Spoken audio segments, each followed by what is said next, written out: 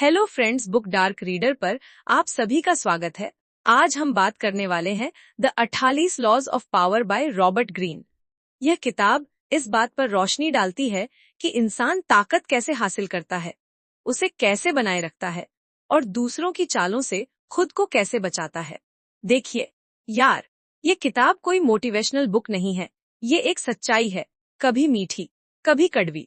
Robert Greene ने इसमें वो बातें कही हैं जो हम सब जानते हैं, लेकिन बोलने से डरते हैं। समाज कहता है कि दूसरों से प्यार करो, ईमानदार रहो, सबके साथ बराबरी करो, लेकिन जिंदगी वो कहती है जो खेल को समझ गया वही टिकेगा। ग्रीन की दुनिया में पावर यानी ताकत सिर्फ किसी कुर्सी या ओहदे की बात नहीं है, ये उस ऊर्जा की बात है जो किसी इंसान की मौजूदगी से निकलती है, जिससे बाकी लोग खुद प्रभावित हो जाते हैं। अब सोचिए, जब आप किसी मीटिंग में जाते हैं और सबकी निगाहें किसी एक व्यक्ति पर टिक जाती हैं, वो कुछ बोल भी दे तो कमरे में सन्नाटा छा जाता है। वही तो पावर ऑरा है। रॉबर्ट ग्रीन कहते हैं कि ये सब जन्म से नहीं आता, इसे सीखा जा सकता है अगर आप पावर की लॉज को समझ जाए। उन्होंने साफ कहा है, power is amoral, it is neither good nor evil, यानी ताकत खुद में ना अच्छी है न बुरी, फर्क सिर्फ इस बात का है कि आप इसका इस्तेमाल कैसे करते हैं।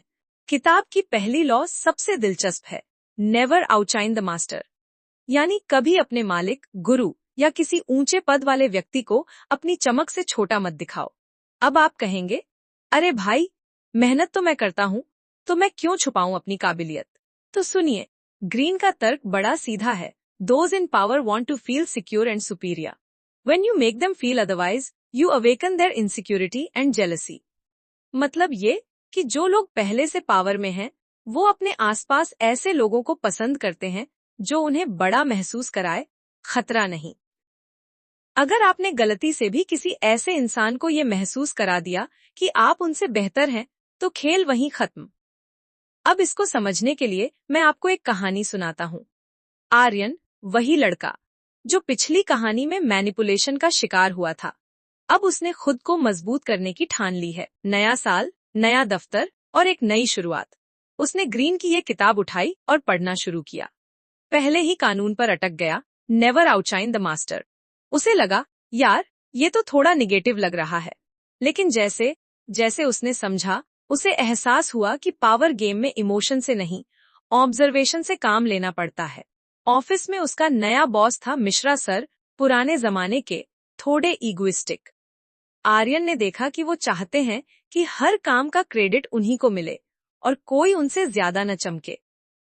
पहले आर्यन सोचता था कि मेहनत करूंगा तो पहचान अपने आप मिलेगी, लेकिन अब उसने ग्रीन की बात मानकर एक नई रणनीति अपनाई। उसने अपने आइडिया सीधे बॉस को देने के बजाय उन्हें ऐसा महसूस कराया कि ये सुझाव उन्हीं का है। धीरे धीरे माहौल बदल गया। मिश्रा सर ने उसे अपना बंदा मानना शुरू किया। आर्यन ने अपनी जगह पक्की कर ली, बिना टकराव के। रॉबर्ट ग्रीन कहते हैं कि ये कमजोर बनना नहीं है, ये रणनीतिक परिपक्वता है। वो लिखते हैं, by letting others feel superior you remain in control of the situation. यानी जब आप दूसरों को बड़ा दिखाते हैं तो असल में आप ही खेल को कंट्रोल कर रहे होते हैं। ये बात गहराई से समझिए। पावर गेम में असली जीत वो नहीं जो सबको दिखे, असली जीत वो है जो बिना दिखे हासिल हो। अब बात आती है खुद को बचाने की, क्योंकि ये पावर गेम हर जगह है, ऑफिस में, रिश्तों में, सोशल सर्कल में। ग्रीन कहते हैं कि अगर आप इस खेल को नहीं खेल रहे तो कोई और खेल रहा है आप पर। तो विकल्प दो ही हैं, या तो खिलाड़ी बनो या मोहरा। लेकिन ध्यान रहे, इस खेल का मतलब चालाकी नहीं, जागरूकता है। जब आप पावर की चालों को समझने लगते हैं तो आप खुद को एक्सप्लॉयटेशन से बचा लेते हैं। एक और बात जो ग्रीन जोर देकर कहते हैं, हाइड योर इंटेंशंस, यानी अपनी असली योजना कभी पूरी तरह जाहिर मत करो।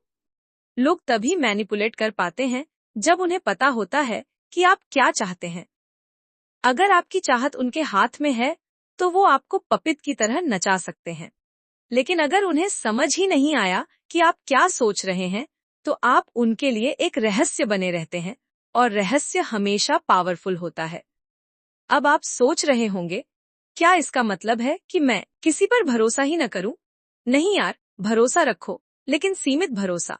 ग्रीन कहते हैं trust is a luxury you can't afford to often, यानी भरोसा करना जरूरी है लेकिन हर किसी पर नहीं।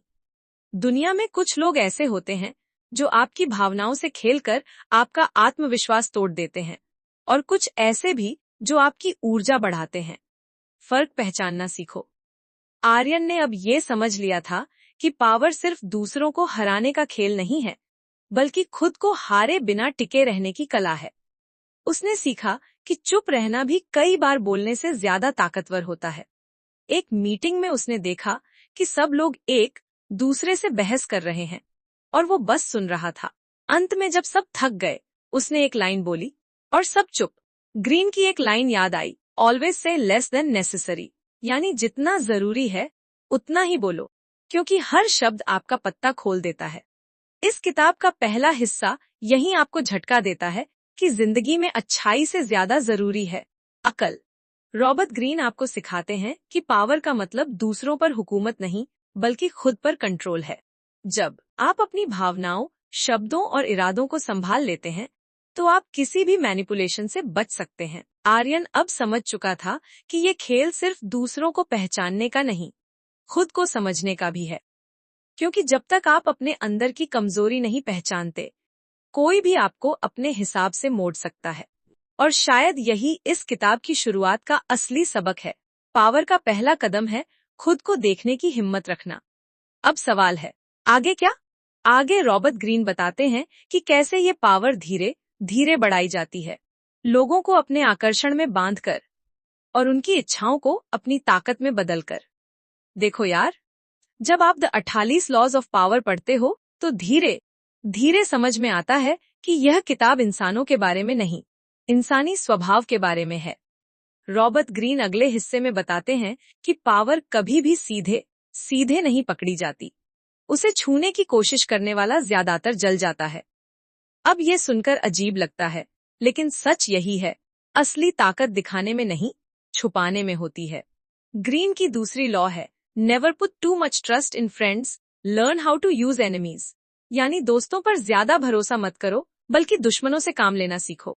अब आप कहेंगे, भाई दुश्मन से काम, ये तो उल्टा है। लेकिन यहीं तो ग्रीन का खेल शुरू होता है। वो कहते हैं कि दोस्त कई बार आपकी भावनाओं का फायदा उठाते हैं क्योंकि उन्हें आपकी कमजोरियां पता होती हैं, लेकिन दुश्मन, वो साफ खेल खेलता है। आपको पता होता है कि वो कौन है, क्या चाहता है और कहां से वार कर सकता है। दोस्त के वार से बचना मुश्किल है क्योंकि वो पहले आपका भरोसा जीतता है।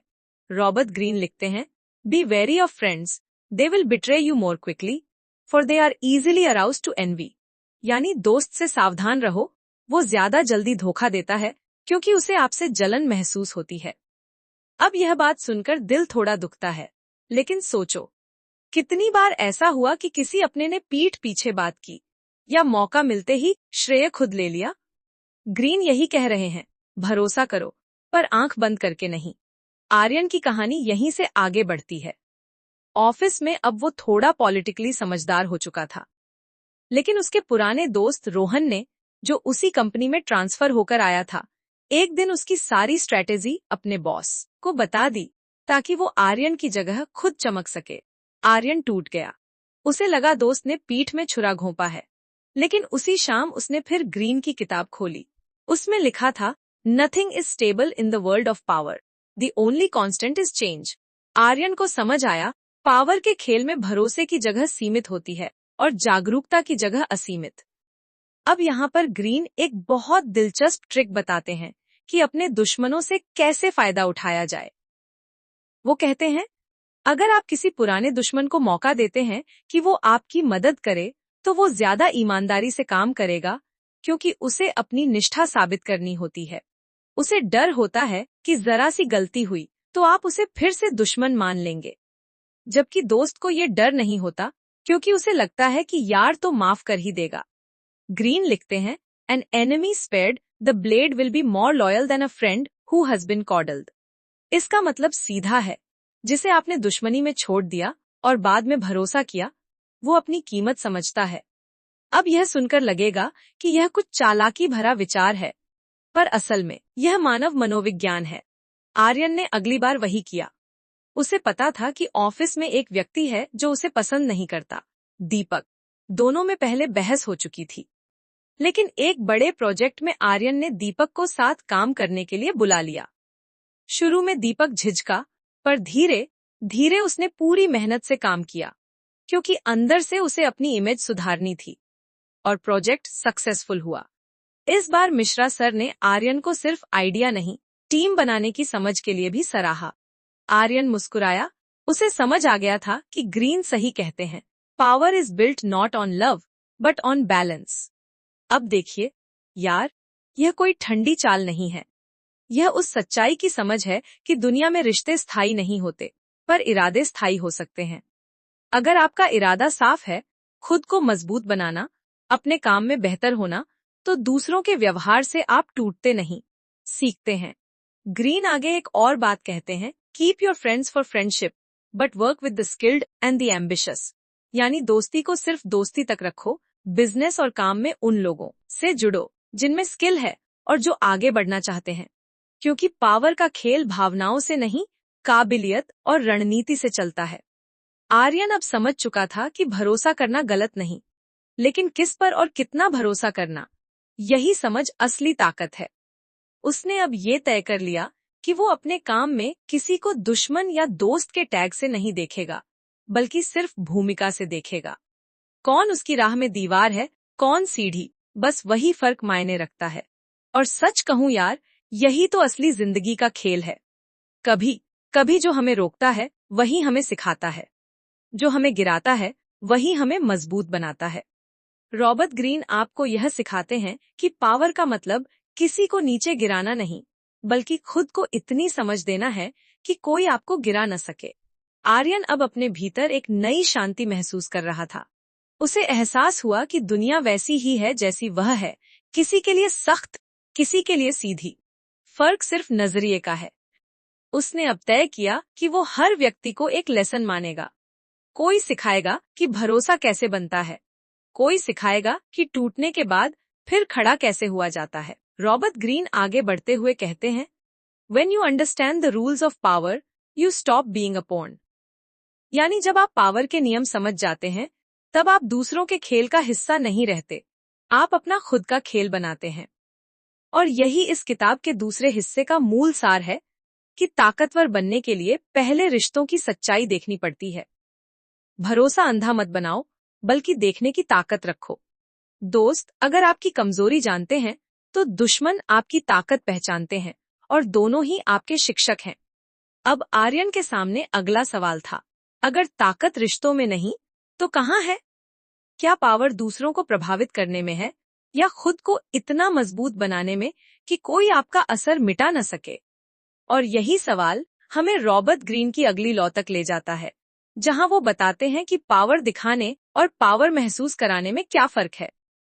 अब जरा एक बात सोचिए, कितनी बार ऐसा हुआ है कि किसी ने आपकी तारीफ की और कुछ देर बाद आप वही करने लगे जो वो चाहता था। पहले तो मन खुश हो गया कि वाह, मुझे सराहा गया, लेकिन बाद में एहसास हुआ कि असली मकसद कुछ और था। यही तो डार्क साइकोलॉजी का कमाल है। लोग आपके दिल के दरवाजे को प्यार और भरोसे की चाबी से खोलते हैं, और फिर अंदर आकर अपने मकसद पूरे करते हैं।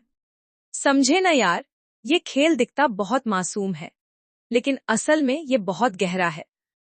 लेखक इस हिस्से में इमोशनल ट्रिगर्स के बारे में बात करते हैं, वो छोटे छोटे बटन जो हमारी भावनाओं के अंदर छिपे रहते हैं, और जिन्हें कोई भी दबा दे तो हम अपना सारा नियंत्रण खो बैठते हैं।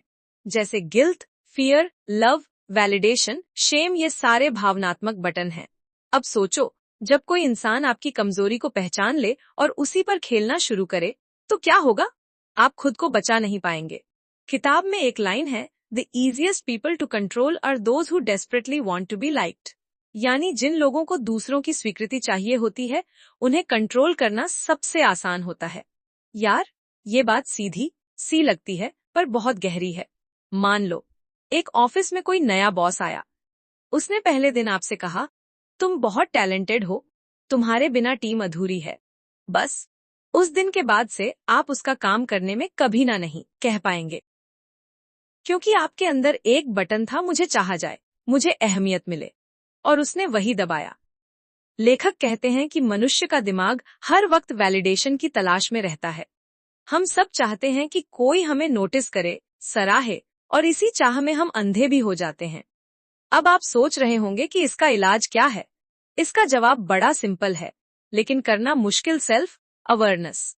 जब आपको पता होगा कि आपके कौन कौन से इमोशनल बटन हैं, तभी आप किसी को उन्हें दबाने नहीं देंगे। लेखक कहते हैं, awareness is the antidote to manipulation, यानी जागरूकता ही असली सुरक्षा है। एक कहानी सुनो।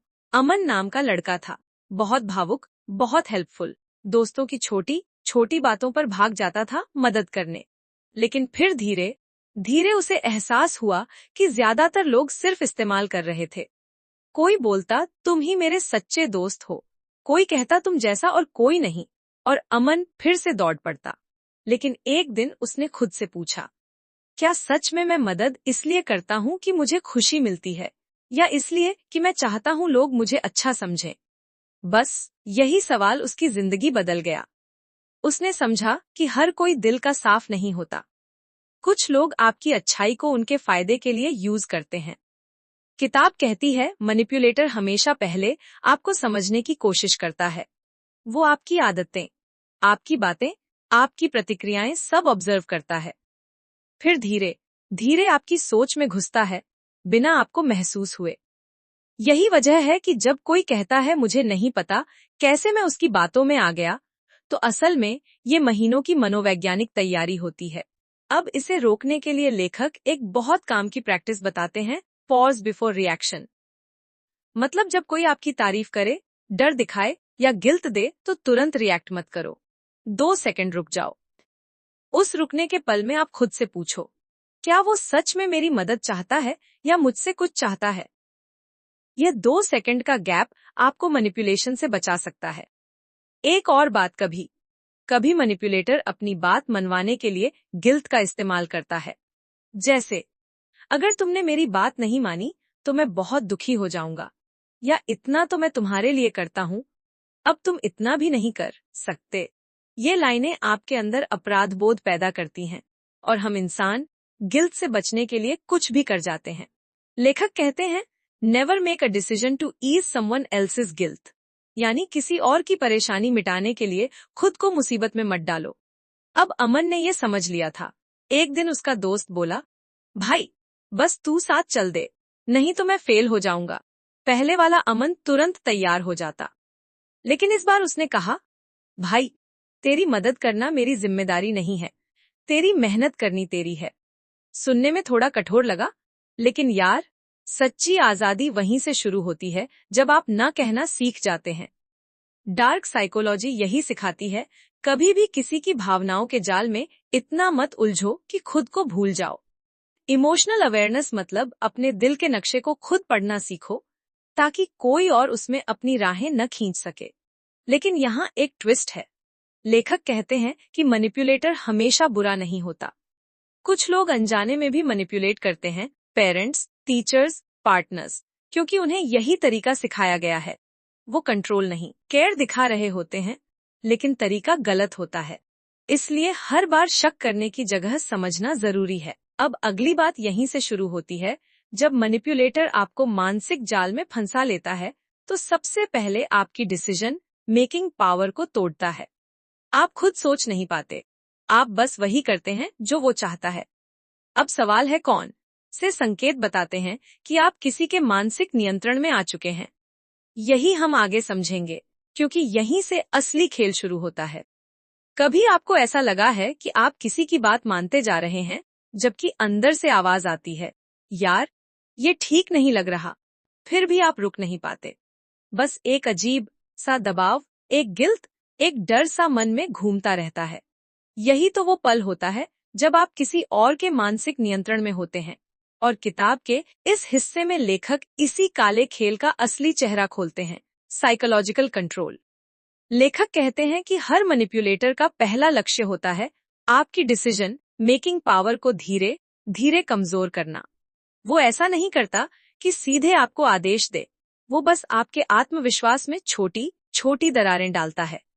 वो कहेगा, तुम वैसे समझदार नहीं जितना सोचते हो, तुम हमेशा गलत फैसले लेते हो। मैं बस तुम्हारे भले के लिए बोल रहा हूँ। और सुनने में ये बातें भले कंसर्न जैसी लगें, पर असल में ये आपके अंदर का भरोसा खा जाती हैं। अब देखो, एक कहानी से समझते हैं। नेहा थी बहुत तेज, बहुत केपेबल लड़की। एक रिलेशनशिप में आई तो उसके पार्टनर ने शुरू में बहुत प्यार दिखाया, कॉम्प्लीमेंट्स, केयर, अटेंशन, सब कुछ। फिर धीरे धीरे उसने कहना शुरू किया, तुम्हारे दोस्तों का इन्फ्लुएंस अच्छा नहीं है, तुम्हारे कपड़े थोड़े ज्यादा बोल्ड हैं, तुम्हें समझ नहीं आता कौन तुम्हारे लिए सही है। नेहा को लगा कि शायद वो सच बोल रहा है। उसने अपने दोस्तों से मिलना कम कर दिया, अपनी राय बदल दी, अपने फैसले उस लड़के के हिसाब से करने लगी। कुछ महीनों बाद उसने पाया कि वो खुद को पहचानना ही भूल गई है। लेखक इस प्रक्रिया को कहते हैं गैसलाइटिंग। ये वो तकनीक है जिसमें मैनिपुलेटर आपको आपके ही सच पर शक करवाता है। वो आपकी यादों को ट्विस्ट करता है, आपकी परसेप्शन को कमजोर करता है और आपको ऐसा महसूस कराता है कि आप ही गलत हैं। किताब में एक लाइन है, gaslighting is when someone makes you question your reality until you trust theirs. मतलब, जब कोई आपकी हकीकत पर इतना शक करवाता है कि आप उसकी हकीकत को ही सच मानने लगते हैं। अब ये सुनने में डरावना है, लेकिन ये रोजमर्रा में बहुत सतल तरीके से होता है। जैसे आप किसी से कहते हैं, तुमने कल मुझे ये बोला था, और वो जवाब देता है, क्या सच में? मुझे तो याद नहीं, तुम शायद ओवरथिंक कर रहे हो। फिर आप सोचते हैं, शायद सच में मैं ज्यादा सोच रहा हूँ, और बस वहीं से आप ट्रैप में फंस जाते हैं। इससे निकलने का पहला कदम है अपने अनुभवों पर भरोसा करना। किताब कहती है, trust your memory more than their version. यानी जो आपने महसूस किया, जो आपने देखा, वो आपका सच है, कोई और उसे मिटा नहीं सकता। दूसरा कदम है बाउंड्रीज। यार, ये शब्द छोटा है पर मतलब बहुत बड़ा। बाउंड्रीज यानी अपने मानसिक और भावनात्मक क्षेत्र की सीमाएं। किसे क्या कहने देना है, किसे कितना एक्सेस देना है, ये सब आपके कंट्रोल में होना चाहिए। अगर कोई बार बार आपकी सीमाओं को तोड़ने की कोशिश करे, तो रुक जाओ और सोचो, क्या ये इंसान मेरे साथ अच्छा कर रहा है या मुझे कंट्रोल कर रहा है? लेखक एक कॉन्सेप्ट बताते हैं जिसे वो the hook and reward cycle कहते हैं। इसमें मैनिपुलेटर पहले आपको भावनात्मक हुक में फंसाता है, कभी प्यार, कभी डर, कभी गिल्ट। फिर जब आप उसका कहना मान लेते हैं, तो वो आपको एक छोटा सा रिवॉर्ड देता है, गुड जॉब, तुमने सही किया, मुझे पता था तुम समझदार हो। यही रिवॉर्ड आपके दिमाग को डोपामीन देता है और आप वही चीज दोबारा करने लगते हैं। जैसे पालतू जानवर को बिस्किट देकर ट्रिक सिखाई जाती है, वैसे ही इंसान को भावनात्मक बिस्किट से कंट्रोल किया जाता है। अब सवाल उठता है, क्या हर इमोशनल कनेक्शन गलत है? नहीं, बिल्कुल नहीं। फर्क बस इतना है कि हेल्थी रिलेशनशिप में आप दोनों ग्रो करते हैं, जबकि मैनिपुलेटिव रिलेशनशिप में एक ग्रो करता है और दूसरा श्रिंक होता है। लेखक कहते हैं कि जब आप महसूस करें कि किसी के साथ रहते हुए आपकी एनर्जी ड्रेन होती है, आपकी खुशी घटती है, आपका खुद पर भरोसा टूटता है, तो समझो वहाँ कुछ गड़बड़ है। वहाँ प्यार नहीं, पावर चल रही है। नेहा ने भी एक दिन ये समझ लिया। उसने अपने पुराने मैसेजेस, कॉन्वर्सेशंस पढ़े और खुद को याद दिलाया कि वो कौन थी। फिर उसने पहली बार उस लड़के से कहा, अब से मैं अपनी जिंदगी अपने हिसाब से जीऊंगी। वो सुनकर गुस्सा हुआ, गिल्ट दिलाने की कोशिश की, पर नेहा नहीं झुकी। उस दिन उसे समझ आया कि ना कहना भी सेल्फ लव का एक रूप है। किताब में एक और गहरी लाइन है, a manipulator loses power the moment you stop seeking their approval. यानी जिस दिन आप किसी की स्वीकृति की परवाह छोड़ देते हैं, उसी दिन उसका कंट्रोल खत्म हो जाता है। अब आगे लेखक बताते हैं कि मैनिपुलेटर हमेशा अकेला नहीं खेलता। कभी कभी वो ग्रुप साइकोलॉजी का इस्तेमाल करता है, भीड़, समाज, टीम या परिवार के जरिए आपको दबाने के लिए। वो चाहता है कि आप माइनॉरिटी में महसूस करें ताकि आप चुप रहें। अब ये खेल कैसे चलता है और इससे कैसे बचा जाए, यही अगले हिस्से की असली कहानी है। और यहीं से डार्क साइकोलॉजी का खेल और भी गहराई में उतरने वाला है। अब जरा सोचो यार, कितनी बार ऐसा हुआ है कि आपने कोई बात सच बोलने की कोशिश की, लेकिन सामने से लोगों ने हंस दिया या बोला, अरे छोड़ो, तुम तो हमेशा ज्यादा सोचते हो। फिर धीरे धीरे आपने बोलना ही छोड़ दिया। आपको लगा कि अगर सबको लगता है मैं गलत हूं, तो शायद मैं ही गलत हूं। और यही तो होता है ग्रुप मैनिपुलेशन, जब पूरी भीड़ आपको आपकी ही सोच पर शक करवाने लगती है। किताब के इस हिस्से में लेखक बताते हैं कि इंसान की सबसे बड़ी कमजोरी क्या है, द नीड टू बिलोंग, यानी किसी समूह में स्वीकारे जाने की चाह। और मैनिपुलेटर इसी चाह का फायदा उठाता है। देखो, हम सबके अंदर एक आदिम डर होता है, अकेले रह जाने का डर। इंसान हमेशा झुंड में रहा है, इसलिए जब भी कोई हमें किसी ग्रुप से बाहर करने की धमकी देता है, सीधे या इशारों में हम झुक जाते हैं। किताब में लिखा है, humans would rather be wrong with the crowd than right alone, यानी इंसान भीड़ के साथ गलत रहना पसंद करता है, पर अकेले सही नहीं। अब सोचो, कितना डरावना है ये। एक छोटा सा उदाहरण लो, ऑफिस में एक मीटिंग चल रही है। टीम में 5 लोग हैं और 4 लोग एक राय पर हैं, जबकि तुम्हारी राय अलग है।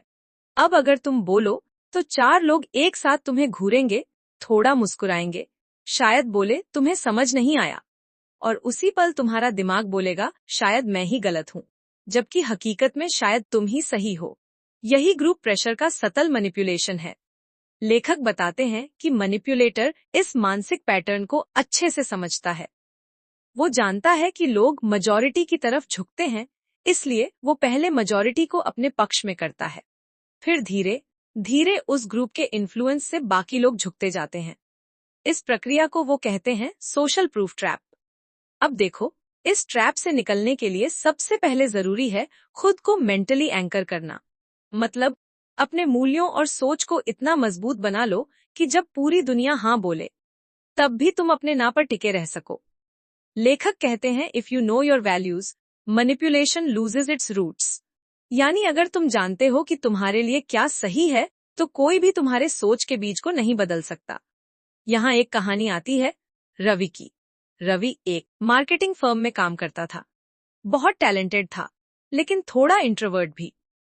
उसकी टीम में एक सीनियर था, जो दिखने में बहुत स्मार्ट, बातों में बहुत मीठा, लेकिन अंदर से पूरा मैनिपुलेटर था। वो सबके सामने रवि की तारीफ करता और फिर मीटिंग में कहता, रवि के आइडिया अच्छे हैं, पर अभी इमैच्योर हैं। सब हंसते, रवि चुप रहता। कुछ दिन बाद उसने देखा कि लोग उसकी राय लेने से बचने लगे हैं, और वो सीनियर धीरे धीरे सबकी सोच पर हावी हो गया। रवि को लगा कि शायद वाकई वो उतना अच्छा नहीं जितना सोचता था। लेकिन एक दिन उसने किताब में पढ़ा ये line, when people laugh at your ideas, it's often because they are afraid of what they can't control. यानी जब लोग तुम्हारे विचारों पर हंसते हैं, तो अक्सर इसलिए क्योंकि वो उस सोच को कंट्रोल नहीं कर सकते। बस वही पल था जब रवि ने ठान लिया कि अब वो अपनी आवाज नहीं दबाएगा। अगली मीटिंग में उसने कामली बोला, आपको इमैच्योर लगा, पर ये आइडिया मार्केट डेटा पर बेस्ड है, चलिए रिजल्ट से बात करते हैं। वो सीनियर चुप हो गया और पहली बार टीम ने रवि की बात ध्यान से सुनी। देखो यार, यही फर्क होता है सेल्फ डाउट और सेल्फ ट्रस्ट में। मैनिपुलेटर का पहला वार तुम्हारे कॉन्फिडेंस पर होता है और बचाव का पहला हथियार होता है अवेयरनेस। किताब में एक बहुत जोरदार कॉन्सेप्ट है, इमोशनल कंटेजन। इसका मतलब होता है कि भावनाएं भी वायरस की तरह फैलती हैं। अगर ग्रुप में एक इंसान डर, गुस्सा या शर्म फैलाए, तो धीरे धीरे बाकी सब भी वैसा ही महसूस करने लगते हैं। मैनिपुलेटर्स इस चीज को बहुत चालाकी से यूज करते हैं। वो ग्रुप के मूड को मैनिपुलेट करते हैं ताकि सबको उनके हिसाब से महसूस हो।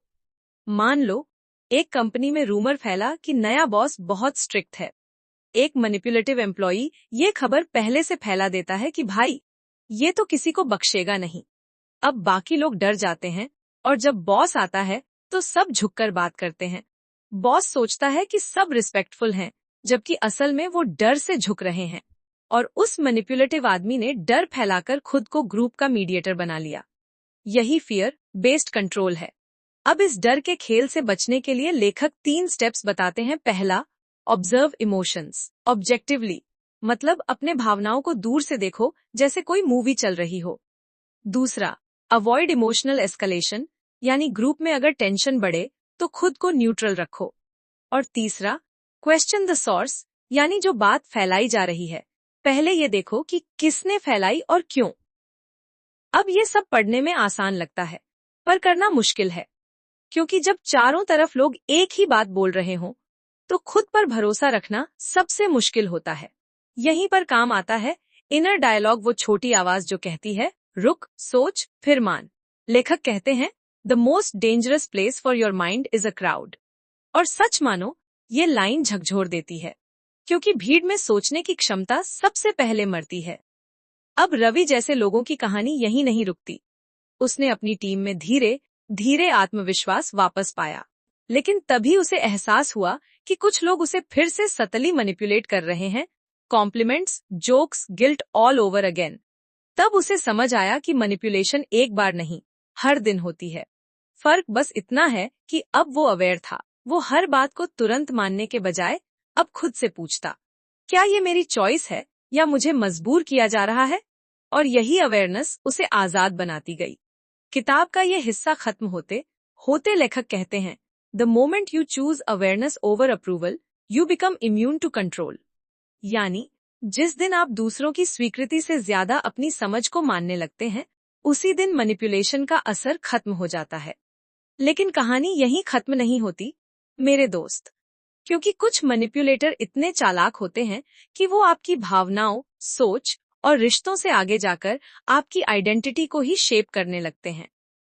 वो चाहते हैं कि आप खुद को उसी लेंस से देखें जो उन्होंने आपके लिए बनाया है। अब सवाल ये है कि जब कोई आपकी पहचान को ही मैनिपुलेट करे, तो आप खुद को कैसे बचाएंगे? यही आगे का हिस्सा है, और वहीं से शुरू होती है असली लड़ाई, खुद को पहचानने की, खुद को वापस पाने की। कभी आपने महसूस किया है कि किसी रिश्ते, किसी दोस्ती या किसी काम की जगह पर रहकर आप धीरे धीरे वैसे इंसान बनते जा रहे हैं जो आप असल में थे ही नहीं? जैसे किसी ने चुपचाप आपकी पहचान पर नया रंग चढ़ा दिया हो। आप हंसते हैं जब मन नहीं करता, आप सॉरी कहते हैं जब गलती आपकी नहीं होती, और आप ओके बोलते हैं जब अंदर से सब कुछ नो चिल्ला रहा होता है। यही तो वो पल है जब आपकी आइडेंटिटी मैनिपुलेशन शुरू हो चुकी होती है। और यही किताब का शायद सबसे खतरनाक हिस्सा है, जब कोई आपकी सोच नहीं, बल्कि आप कौन है, इस बात को अपने हिसाब से गढ़ने लगता है। लेखक यहाँ साफ कहते हैं the ultimate manipulation is not of your thoughts but of your sense of self. यानी सबसे गहरी चाल वो होती है जो आपकी सोच नहीं, बल्कि आपकी खुद की पहचान को बदल देती है।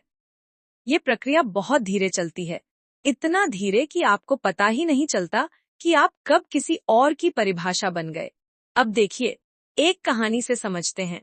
आर्या नाम की लड़की थी, बहुत आत्मविश्वासी, अपने काम में पैशनेट और दोस्तों में खुलकर बोलने वाली। लेकिन जब उसकी नई नौकरी लगी, उसके बॉस ने एकदम अलग माहौल बनाया। शुरू में वो बहुत तारीफ करता, तुम ही हमारी स्टार हो, तुम जैसी डेडिकेटेड कोई नहीं। फिर धीरे धीरे उसने कुछ सतल बातें डालनी शुरू की, लेकिन थोड़ा और प्रोफेशनल बनो, थोड़ा कम बोलो, थोड़ा लोगों से दूरी रखो।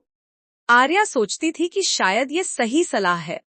कुछ महीने बाद वो वैसी बन गई जैसी उसके बॉस को पसंद थी, शांत, डरपोक, हर बात पर जी सर बोलने वाली। उसने खुद को खो दिया था। लेखक इस तकनीक को कहते हैं आइडेंटिटी रीशेपिंग। इसमें मैनिपुलेटर पहले आपके गुणों की तारीफ करता है ताकि आपको भरोसा हो जाए, फिर धीरे धीरे उन पर नियंत्रण पाना शुरू करता है। वो आपकी परिभाषा को रीडिफाइन करता है, तुम ऐसा नहीं करती, तुम वैसे इंसान नहीं हो, तुम तो हमेशा एडजस्ट कर लेती हो। और धीरे धीरे आप वही बन जाते हैं जो वो चाहता है। अब सवाल ये उठता है, कोई ऐसा क्यों करता है? जवाब सीधा है, कंट्रोल। जब वो आपकी पहचान को नियंत्रित करता है, तो उसे आपको गिल्ट, लव और फियर के जरिए मैनिपुलेट करना आसान हो जाता है। और सबसे खतरनाक बात यह है कि ऐसे मैनिपुलेटर कई बार खुद को हेल्पफुल या केयरिंग के रूप में पेश करते हैं। किताब में एक लाइन है, a manipulator will redefine your goodness to make it easier to use. मतलब वो आपके अच्छे गुणों को ही आपके खिलाफ इस्तेमाल करेगा। जैसे अगर आप दयालु हैं, तो वो कहेगा तुम तो बहुत समझदार हो, थोड़ा और कॉम्प्रोमाइज कर लो। अगर आप ईमानदार हैं, तो कहेगा तुम्हें तो सच बोलने में कोई डर नहीं, तो अपनी गलती मान लो। और आप अपनी अच्छाई के कारण धीरे धीरे फंसते जाते हैं। अब सोचिए, यार, ये खेल कितना पेचीदा है। यहाँ दुश्मन बाहरी नहीं, वो तो आपकी अच्छाई की आड़ में बैठा है। और यही वजह है कि लेखक कहते हैं awareness without boundaries is self destruction. यानी अगर आपको सब पता है पर आपने सीमाएं तय नहीं की तो आपका ज्ञान भी आपकी रक्षा नहीं कर पाएगा। आर्या ने भी एक दिन खुद को आईने में देखा और लगा, मैं अब वैसी नहीं दिखती जैसी पहले थी। उसने अपने पुराने दोस्तों से बात की, सबने कहा कि वो बहुत बदल गई है और तभी उसे एहसास हुआ कि उसने खुद को किसी और की सोच में खो दिया है। लेखक सलाह देते हैं कि अगर आपको लगे कि आपकी पहचान किसी और के कंट्रोल में चली गई है, तो सबसे पहले अपनी कॉर वैल्यूज लिखो, वो चीजें जो आपको परिभाषित करती हैं, जैसे ऑनेस्टी, इंडिपेंडेंस, क्रिएटिविटी, कंपैशन। फिर हर डिसीजन से पहले खुद से पूछो, क्या ये मेरे वैल्यूज के साथ मेल खाता है या किसी और की उम्मीदों के साथ। ये एक छोटा सा अभ्यास है पर बहुत ताकतवर। दूसरा तरीका है रिक्लेमिंग वॉइस। मैनिपुलेटर की सबसे बड़ी चाल यही होती है कि वो आपकी आवाज को कमजोर कर देता है। इसलिए धीरे धीरे छोटे छोटे कदमों में अपनी आवाज वापस लाना जरूरी है। किसी भी डिस्कशन में आई फील या आई थिंक से बात शुरू करो ताकि तुम खुद के विचारों को एक्सप्रेस कर सको। लेखक कहते हैं every time you say what you truly feel you steal back a piece of your freedom. यानी जब भी तुम अपने असली एहसास को बोलने की हिम्मत करते हो, तुम अपनी आजादी का एक टुकड़ा वापस पा लेते हो। तीसरा कदम है मिरर रिकनेक्शन। इस प्रैक्टिस में रोज सुबह आईने के सामने खड़े होकर खुद से बात करो, मैं वही हूं जो मैं बनने का चुनाव करती हूं। सुनने में अजीब लगेगा पर यह काम करता है, क्योंकि हर दिन की छोटी छोटी रीएफर्मेशन से आप अपने अंदर की खोई हुई पहचान को फिर से मजबूत करते हो। आर्या ने भी यही किया। उसने अपनी पुरानी डायरी पढ़ी, अपने पुराने स्केच निकाले और खुद से कहा, मैं वही आर्या हूं, बस मुझे फिर से अपनी आवाज याद करनी है। वो अब हर मीटिंग में अपनी राय रखती है, डरती है तो भी बोलती है, क्योंकि अब उसे पता है कि डर का मतलब ये नहीं कि वो कमजोर है, डर का मतलब है कि वो आजादी के करीब है। किताब का ये हिस्सा एक और कड़वा सच बताता है, manipulation ends not when they stop controlling you, but when you stop seeking identity from them. यानी जब आप अपनी पहचान किसी और की नजर से मांगना बंद करते हैं, तब असली आजादी शुरू होती है। लेखक ये भी कहते हैं कि मैनिपुलेटर को हराना हमेशा कॉन्फ्रंटेशन से नहीं होता, कई बार डिस्टेंस ही सबसे ताकतवर जवाब होता है। क्योंकि जब आप किसी मैनिपुलेटर से दूरी बनाते हैं तो उसे सबसे बड़ा डर महसूस होता है, खामोशी का। अब ये सब पढ़कर या सुनकर एक बात समझ आती है, डार्क साइकोलॉजी सिर्फ दूसरे को पहचानने का खेल नहीं, बल्कि खुद को बचाए रखने की कला भी है। और यही असली मास्टरी है। आर्या की कहानी यही नहीं रुकती। उसने अपनी पहचान फिर से पाई, पर अब उसके सामने एक नया खतरा है, हिडन गिल्ट मैनिपुलेशन। यानी जब मैनिपुलेटर आपकी अच्छाई को गिल्ट में बदल देता है। अब वो कहेगा, मैंने तुम्हारे लिए इतना किया, तुम इतना भी नहीं कर सकती, या तुम इतनी सेल्फिश कब से हो गई। और फिर आप खुद को गलत महसूस करने लगते हैं, भले आप सही हों। और यही गिल्ट, वही पुराना ट्रैप, जिसे अब हमें पहचानना और तोड़ना सीखना है। क्योंकि गिल्ट ही वो इनविजिबल चेन है जिससे मैनिपुलेटर आपको फिर से बांधता है। अगले हिस्से में लेखक इसी गिल्ट ट्रैप को खोलते हैं कि कैसे लोग आपकी सिंपैथी को वेपन बनाकर कंट्रोल करते हैं और कैसे उस जाल को पहचानकर आप फाइनली खुद के मालिक बनते हैं। कभी आपने नोटिस किया है कि कुछ लोग हमेशा सही वक्त पर सही कदम उठा लेते हैं, जैसे उन्हें पहले से पता हो कि अगला पल क्या लाने वाला है।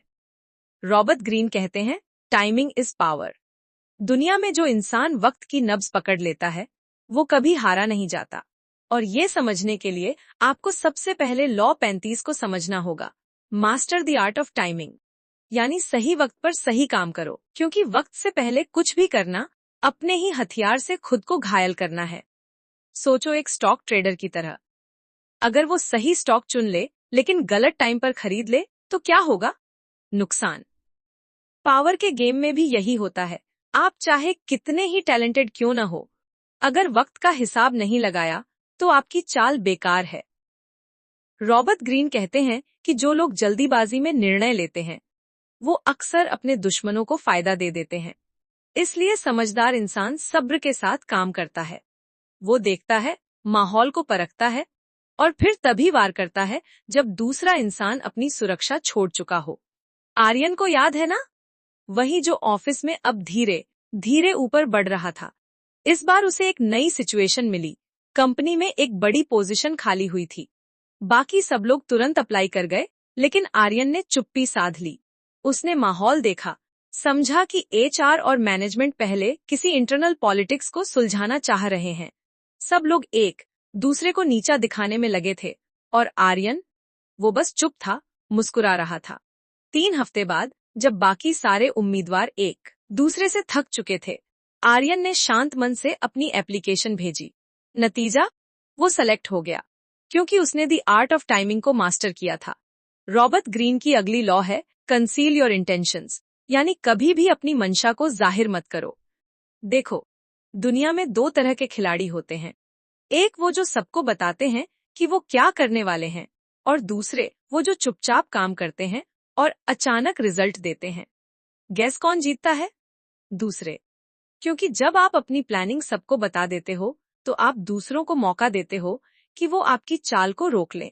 ग्रीन कहते हैं, by keeping people of balance and in the dark, they cannot prepare a defence. मतलब अगर सामने वाला ये न समझ पाए कि आप क्या सोच रहे हो, तो वो कभी आपका काउंटर नहीं बना पाएगा। आर्यन ने भी यही सीखा। उसने पहले सबको अपने आइडिया बताने की आदत छोड़ दी। अब वो बस रिजल्ट दिखाता था, और ऑफिस में लोग बोलने लगे, भाई ये बंदा अचानक से कैसे ये सब कर देता है। यही पावर गेम है। पावर पाने के लिए आपको रहस्यमय बनना पड़ता है। कभी कभी साइलेंस सबसे बड़ा हथियार होता है। अब आते हैं लॉ 33 पर, discover each man's thumbscrew. यह वो लॉ है जो सबसे डेंजरस है, लेकिन सबसे ज्यादा असरदार भी। इसका मतलब है, हर इंसान के अंदर एक कमजोरी होती है, एक ऐसा बटन जिसे दबाओ तो वो टूट जाता है।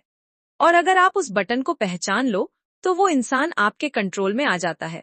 ग्रीन कहते हैं, everyone has a weakness, a gap in the castle wall. That weakness is usually an insecurity, an uncontrollable emotion or need. It can also be a small secret pleasure. यानी हर इंसान के अंदर कोई ना कोई खिड़की होती है, जिससे आप उसके दिमाग के अंदर झांक सकते हो। अब ये बात सुनकर लोग डर जाते हैं, लेकिन आकाश, ये किताब पावर के यथार्थ की बात करती है, न कि नैतिकता की। वो कहती है कि अगर आप इस खेल में हैं, तो दूसरों को समझना जरूरी है, क्योंकि जो दूसरों को नहीं समझता, वो दूसरों के हाथों समझाया जाता है। आर्यन ने भी एक बार अपने बॉस की ये कमजोरी पहचानी। उसके बॉस को पब्लिक प्रेज पसंद थी, तो आर्यन ने उसे सबके सामने हमेशा क्रेडिट देना शुरू किया। सर, ये आइडिया आपका था। धीरे धीरे बॉस उसे पसंद करने लगा, और एक दिन आर्यन को उस प्रोजेक्ट का लीड बना दिया गया, जो पहले असंभव लग रहा था। यही है पावर, सटल, स्ट्रेटेजिक और साइकोलॉजिकल। अब बात करते हैं लॉ 34 की, be royal in your own fashion, act like a king to be treated like one. Greene कहते हैं, the way you carry yourself will often determine how you are treated. यानी अगर आप खुद को छोटा समझते हो, तो दुनिया भी वैसा ही ट्रीट करेगी। पावर पाने के लिए जरूरी है कि आप अपने अंदर की रॉयलनेस को बाहर लाओ। आपका चलना, बोलना, पहनना और आपकी नजरें सब कुछ बताती हैं कि आप खुद को कितना वैल्यू देते हो। आर्यन अब पहले जैसा शर्मीला नहीं था। वो अब ऑफिस में एंट्री लेता था तो लोग नोटिस करते थे। उसका ड्रेसिंग, उसकी टोन, उसकी बॉडी लैंग्वेज, सब कुछ बदल चुका था। अब वो खुद को एक लीडर की तरह पेश करता था, और दुनिया ने भी उसे वैसे ही ट्रीट करना शुरू कर दिया। ग्रीन का सबसे बड़ा सबक यही है, पावर किसी एक जीत से नहीं मिलती, ये रोज रोज की माइंड गेम्स से बनती है। हर दिन, हर बातचीत, हर एक्सप्रेशन आपके पावर मीटर को बढ़ाता या घटाता है। लेकिन याद रखो, ये किताब पावर को सिर्फ हासिल करने की नहीं, बल्कि उसे सुरक्षित रखने की कला भी सिखाती है। आर्यन ने अब समझ लिया था कि पावर का खेल जीतने के लिए उसे अब लोगों को हराने की नहीं, बल्कि खुद को संभालने की जरूरत है। अब वो रिएक्शन नहीं देता था, वो रेस्पॉन्स देता था। अब वो दूसरों को दोष नहीं देता था, बल्कि हर चीज में रणनीति ढूंढता था।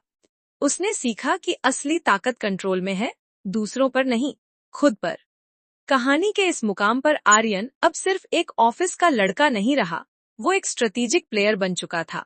वो जानता था कि असली जीत किसी को हराने में नहीं, बल्कि उस गेम को समझने में है जिसमें सब खेल रहे हैं। और यहीं रॉबर्ट ग्रीन का सबसे बड़ा संदेश आता है, power is neither good nor evil, it's just a tool. The hands that use it decide what it becomes. यानी पावर खुद में बुरी नहीं होती, ये तो बस एक हथियार है। आप उसे कैसे इस्तेमाल करते हैं, वो आपकी असली पहचान बताता है।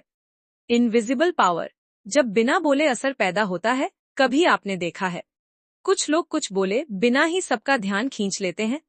वो कमरे में आते हैं और माहौल बदल जाता है। उनका हर जेस्चर, हर नजर, हर पॉज, सब कुछ ऐसा लगता है जैसे वो कंट्रोल में हो। रॉबर्ट ग्रीन इसे कहते हैं the power of absence and mystery. Aryan अब यही सीखने वाला था। वो अब उस लेवल पर पहुंच चुका था जहां बोलना कम और महसूस कराना ज्यादा जरूरी था। पहले वो हर मीटिंग में अपनी राय देता था, अब वो सुनता था। और जब सब थक जाते थे बोलकर, तब वो एक लाइन बोलता जो पूरा रूम साइलेंट कर देती थी, क्योंकि अब उसकी आवाज में वजन था। ग्रीन कहते हैं, the more you say, the more common you appear, the less you say, the more powerful you become. और आर्यन को अब ये लाइन अपने खून में महसूस होने लगी थी। एक दिन कंपनी में नया प्रोजेक्ट आया। हर कोई इम्प्रेस करने में लगा था, हर कोई अपनी इंटेलिजेंस दिखाने की कोशिश कर रहा था। आर्यन बस बैठा मुस्कुरा रहा था। वो चुप था, लेकिन उसकी चुप्पी के पीछे कैलकुलेशन चल रही थी। वो हर इंसान की बॉडी लैंग्वेज पढ़ रहा था। कौन इनसिक्योर है, कौन डेस्परेट है, कौन बस शो ऑफ कर रहा है। और फिर जब सब अपनी बात कह चुके थे, आर्यन ने सिर्फ एक सेंटेंस कहा, sir, before we jump to execution, can we define what failure would look like in this project. पूरा कमरा रुक गया। सबने उसे देखा, क्योंकि किसी ने भी ये एंगल नहीं सोचा था। आर्यन की वो एक लाइन उस दिन की पूरी मीटिंग की दिशा बदल गई। यही है इनविजिबल पावर, जब आप सबके दिमाग में वो विचार डाल दो जो किसी ने सोचा ही नहीं था।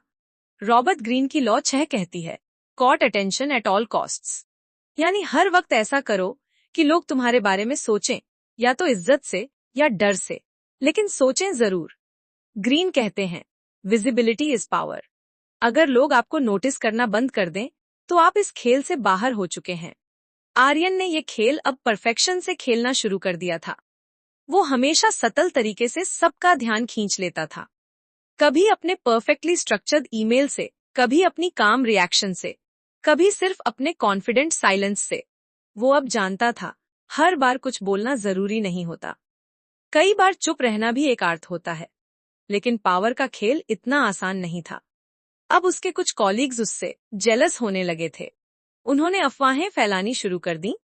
आर्यन बॉस का फेवरेट है, वो तो बस दिखावे से काम लेता है, वो असली मेहनत नहीं करता। आर्यन पहले गुस्से में था, लेकिन फिर उसे याद आया रॉबर्ट ग्रीन की law 5, so much depends on reputation, guard it with your life. मतलब आपकी रेप्यूटेशन आपकी असली करेंसी है। लोग आपकी बात नहीं, आपकी इमेज को याद रखते हैं। अगर वो इमेज गिर गई, तो आप खत्म। आर्यन ने कोई सफाई नहीं दी, उसने बस अपना काम बोला। उसकी हर एक्शन, हर डिसीजन इतना क्लियर और कंसिस्टेंट था कि अफवाहें अपने आप मर गईं। क्योंकि जब सच्चाई मजबूत होती है, तो झूठ खुद बिखर जाता है। अब आर्यन ने पावर को एक नए नजरिए से देखना शुरू किया। वो समझ गया कि पावर सिर्फ दूसरों पर नहीं, खुद पर कंट्रोल से आती है। ग्रीन की लॉ 33 उसे याद थी, discover each man's thumbscrew. लेकिन अब वो इसे उल्टा पढ़ रहा था, discover your own thumbscrew. यानी अपनी कमजोरियां पहचानो, क्योंकि अगर आपने खुद की कमजोरी नहीं जानी, तो दुनिया उसे इस्तेमाल करेगी। उसने अपनी सबसे बड़ी कमजोरी खोजी, अप्रूवल की चाह। उसे पसंद था कि लोग उसकी तारीफ करें। लेकिन अब वो समझ गया, अगर किसी की राय तुम्हारे मूड को कंट्रोल कर रही है, तो असली पावर तुम्हारे पास नहीं, उनके पास है। वो अब तारीफ पर मुस्कुरा देता था और आलोचना पर शांत रहता था, क्योंकि उसने अपने इमोशंस पर मास्टर कंट्रोल पा लिया था।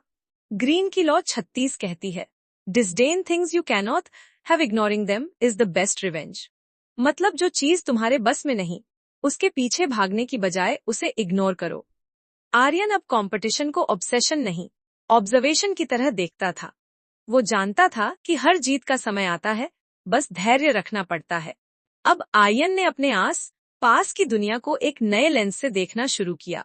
हर बातचीत, हर नजर, हर ईमेल में उसे पावर का खेल दिखने लगा। कभी कोई उसकी तारीफ करके उसे इन्फ्लुएंस करने की कोशिश करता, कभी कोई सिंपैथी दिखाकर उसका माइंड बदलने की कोशिश करता। लेकिन आर्यन अब हर चाल पढ़ लेता था, क्योंकि अब उसे समझ में आ गया था, power is not about controlling others, it's about not getting controlled by others. Robert Greene की लॉ 24 कहती है, प्ले द परफेक्ट कॉर्टियर, यानी वो खिलाड़ी बनो जो हर सिचुएशन में अपने आप को ढाल सके, जो सामने वाले को लगे कि वो जीत रहा है, लेकिन असल में आप ही कंट्रोल में हो। आर्यन अब अपने बॉस के मूड, क्लाइंट्स के टोन और हर निगोशिएशन के वाइब को पढ़ना सीख चुका था।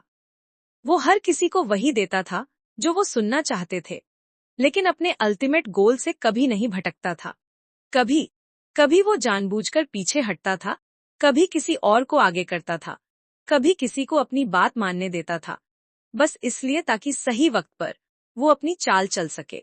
क्योंकि रॉबर्ट ग्रीन कहते हैं, appear humble when you're powerful and powerful when you're humble. Aryan अब इस फिलॉसफी का जीता जागता एग्जाम्पल था।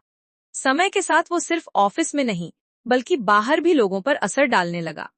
लिंक्डइन पर उसके पोस्ट वायरल होने लगे, लोग उसकी राय को सुनने लगे। अब वो खुद इन्फ्लुएंस बन चुका था, लेकिन ये इन्फ्लुएंस उसने बोलकर नहीं, बल्कि अपने व्यवहार से बनाया था। वो हर दिन एक इनविजिबल मैसेज देता था, पावर लुक्स काम, नॉट लाउड। एक शाम आर्यन ने अपने पुराने दोस्त से कहा, पहले मैं सोचता था पावर मतलब लोगों को अपनी बात मनवाना, अब समझा हूं पावर मतलब खुद को उस लेवल पर ले जाना कि लोग खुद सुनने लगे। उसका दोस्त हंस पड़ा, और ये कैसे होता है भाई? आर्यन ने मुस्कुराकर कहा, जब तुम जरूरत से ज्यादा रिएक्ट करना छोड़ देते हो। तब ग्रीन की आखिरी फिलॉसफी जो आर्यन अब जी रहा था, वो थी अस्यूम फॉर्मलेसनेस, यानी कभी एक पहचान में मत बंधो। जो रिजिड होता है वो टूट जाता है, जो फ्लेक्सिबल होता है वो बच जाता है। आर्यन अब किसी लेबल में नहीं था, न बॉस का लॉयल, न एम्प्लॉई, न सिर्फ अचीवर। वो हर सिचुएशन में खुद को नया बना लेता था। और अब आर्यन जानता था, पावर की असली चाबी दूसरों के माइंड को बदलने में नहीं, बल्कि खुद के माइंड को स्थिर रखने में है। क्योंकि रॉबर्ट ग्रीन कहते हैं, the ultimate power is self mastery. अब कहानी उस मुकाम पर आ गई है जहां शक्ति सिर्फ जीतने या बचने का खेल नहीं रह गई, अब ये प्रभाव का खेल बन चुका है। यानी अब आर्यन वो इंसान नहीं जो खुद को बचा रहा है या किसी की चालों को पहचान रहा है, अब वो खिलाड़ी है जो दूसरों की चालों को बिना बोले मोड़ देता है। और यही है असली पावर का अगला रूप, इन्फ्लुएंस। रॉबर्ट ग्रीन कहते हैं, the power to influence is the power to shape reality without force. यानी असली ताकत वो नहीं जो धक्का दे, बल्कि वो है जो खींचे बिना खींच ले। आर्यन अब इसी सतल ताकत को समझ रहा था। कहानी की शुरुआत होती है उस मीटिंग से जहां सबको नए क्लाइंट के लिए प्रेजेंटेशन देना था। हर कोई फ्लैशी विजुअल्स, बिग प्रॉमिसेस और कॉन्फिडेंट टोन में बोल रहा था। आर्यन ने बस एक स्लाइड बनाई, व्हाइट बैकग्राउंड पर सिर्फ एक line, we don't sell ideas, we solve fears. कमरा शांत हो गया। क्लाइंट ने पूछा, मतलब? आर्यन ने कहा, हर इंसान किसी न किसी डर से खरीदता है। डर असफलता का, डर खोने का, डर पीछे रह जाने का। अगर हम उस डर को समझ लें तो बेचने की जरूरत नहीं पड़ती, लोग खुद खरीद लेते हैं। यही है इन्फ्लुएंस की पहली सीढ़ी, दूसरों के फियर को पढ़ना। ग्रीन की लॉ 33 याद करो, discover each man's thumbscrew. मतलब हर इंसान के दिल में एक बटन होता है, कोई वैलिडेशन चाहता है, कोई सिक्योरिटी, कोई एडमिरेशन। अगर तुम वो बटन पहचान गए तो वो इंसान खुद तुम्हारे शब्दों में मीनिंग ढूंढने लगता है। अब आर्यन सिर्फ बातें नहीं करता था, वो दूसरों के अंदर के वाक्य सुनता था। जैसे कोई कहे, मुझे बस स्टेबिलिटी चाहिए, तो वो जानता था कि सामने वाला इंसान डर से चल रहा है, एम्बिशन से नहीं। कोई कहे, मुझे बस रिकॉग्निशन चाहिए, तो वो जानता था कि उसे बिलोंगिंग की भूख है। ग्रीन कहते हैं, influence comes from understanding what drives people, not what impresses them. और आर्यन अब यही कर रहा था, इम्प्रेस नहीं कर रहा था, कनेक्ट कर रहा था। धीरे धीरे उसने इन्फ्लुएंस का दूसरा रूल सीखा, इमोशनल मिररिंग। मतलब लोगों के भावों को सतली रिफ्लेक्ट करना ताकि उन्हें लगे कि तुम मुझे समझते हो। आर्यन अब बात करते वक्त लोगों के टोन, पेस और जेस्चर्स को मिरा करता था। अगर सामने वाला धीमी आवाज में बात करता तो आर्यन भी पेस धीमा कर देता। अगर कोई पैशनेट होकर बोलता तो आर्यन हल्की मुस्कान के साथ सिर हिलाता। लोगों को लगता, यार ये बंदा मेरी वाइब पकड़ लेता है। और यही होती है भावनात्मक चुंबकत्व की ताकत। एक दिन उसके नए क्लाइंट ने कहा, आपका तरीका बहुत काम है, लेकिन असरदार। आर्यन मुस्कुराया, क्योंकि यही वो चाह रहा था, पावर बिना जोर के। रॉबर्ट ग्रीन कहते हैं, power is not loud, it is felt. यानी सच्ची शक्ति का शोर नहीं होता, वो बस माहौल बदल देती है। अब आर्यन इन्फ्लुएंस को सिर्फ काम में नहीं, रिश्तों में भी महसूस करने लगा था। पहले वो बहसों में जीतने की कोशिश करता था, अब वो सामने वाले की बात पूरी सुनता था, क्योंकि उसने समझ लिया था कि लोग सुने जाना नहीं, समझे जाना चाहते हैं। और जो इंसान किसी को सच में समझ ले, वो उसके मन में अपनी जगह खुद बना लेता है। ग्रीन की लॉ 43 यही कहती है, work on the hearts and minds of others. यानी अगर तुम सिर्फ दिमाग को जीतोगे तो रेजिस्टेंस मिलेगा, लेकिन अगर दिल को जीत लिया तो रेजिस्टेंस खुद डिसॉल्व हो जाएगा। आर्यन ने अब बोलने की कला को वेपन नहीं, इंस्ट्रूमेंट बना लिया था। वो जानता था कि हर शब्द का एक वाइब्रेशन होता है। गलत शब्द दीवारें खड़ी करते हैं, सही शब्द पुल बनाते हैं। अब वो हर मीटिंग से पहले सोचता था, मैं क्या कहना चाहता से ज्यादा मैं सामने वाले को क्या महसूस कराना चाहता हूँ। क्योंकि इन्फ्लुएंस मतलब यही है, लोगों की सोच नहीं, उनके एहसास को छू लेना। एक शाम आर्यन अपनी टीम के साथ डिनर पर था। टीम में एक नया लड़का था जो काफी डिफेंसिव था। हर सजेशन पर बोल देता, नहीं ऐसा नहीं हो सकता। बाकी सब फ्रस्ट्रेट हो गए, लेकिन आर्यन ने बस कामली कहा, तुम्हारी बात सही है, शायद मैं जल्दी सोच रहा था। बताओ तुम कैसे करना चाहोगे। उस लड़के की आंखों में आश्चर्य था। पहली बार किसी ने उसकी रेजिस्टेंस को एक्सेप्टेंस में बदल दिया था। और कुछ मिनटों में वही लड़का अपनी राय शेयर करने लगा, वो भी पॉजिटिविटी के साथ। आर्यन मुस्कुराया, क्योंकि उसने इन्फ्लुएंस की तीसरी ट्रिक आजमाई थी, disarm through strategic surrender. Robert Greene की law 22, use the surrender tactic transform weakness into power. मतलब जब आप पीछे हटते हैं तो सामने वाले का ईगो शांत हो जाता है, और जब ईगो शांत हो तभी असली कम्युनिकेशन होती है। लेकिन इन्फ्लुएंस सिर्फ साइकोलॉजी नहीं है, उसमें टाइमिंग भी है। आर्यन ने सीखा कि कब बोलना है, कब चुप रहना है, और कब सिर्फ देखना है। ग्रीन कहते हैं, timing is the essence of power. अगर आप सही बात गलत वक्त पर कहते हैं तो वो असर खो देती है। आर्यन अब अपनी हर बात को एक रिदम की तरह बोलता था, पोर्स, पेस और प्रिसिजन के साथ। लोग कहते, यार जब तुम बोलते हो तो सब सुनते हैं। उन्हें नहीं पता था, आर्यन बोलने से पहले ऑब्जर्व करता था, क्योंकि इन्फ्लुएंस सुनने से शुरू होता है, बोलने से नहीं। अब आर्यन के अंदर एक और बदलाव आया। वो जान गया कि इन्फ्लुएंस का अल्टीमेट लेवल होता है डिटैचमेंट। ग्रीन की लॉ 48, अस्यूम फॉर्मलेसनेस। मतलब कभी किसी एक इमेज या पैटर्न में मत बंधो। लोग प्रेडिक्टेबल इंसान को कंट्रोल कर लेते हैं, लेकिन जो फ्लूइड है, अडेप्टेबल है, उसे कोई पकड़ नहीं सकता। आर्यन अब कभी ओवरली कॉन्फिडेंट नहीं लगता था, कभी डेस्परेट नहीं। वो हर सिचुएशन में वैसे बिहेव करता था जैसे पानी शेप बदलता था, नेचर नहीं। और यही उसे दूसरों से अलग बना रहा था। एक बार उसका कंपेटिटर उसके खिलाफ गलत रूमर फैलाने लगा। आर्यन ने कोई सफाई नहीं दी, कोई जस्टिफिकेशन नहीं दी। वो बस कंसिस्टेंट काम करता रहा। कुछ हफ्तों में वही लोग जो रूमर सुनकर डाउट में थे, उसके पास सलाह लेने आए, क्योंकि टाइम से बड़ा इन्फ्लुएंस कोई नहीं रखता। ग्रीन कहते हैं, डिस्पाइज द फ्री लंच। मतलब आसान रास्ते से मिलने वाला इन्फ्लुएंस टिकता नहीं। आर्यन ने अपना असर क्रेडिबिलिटी से बनाया था, मैनिपुलेशन से नहीं। अब वो समझ गया था कि इन्फ्लुएंस का असली सार मैनिपुलेशन से उल्टा होता है। मैनिपुलेशन दूसरों के डर से खेलता है, इन्फ्लुएंस उनके भरोसे से।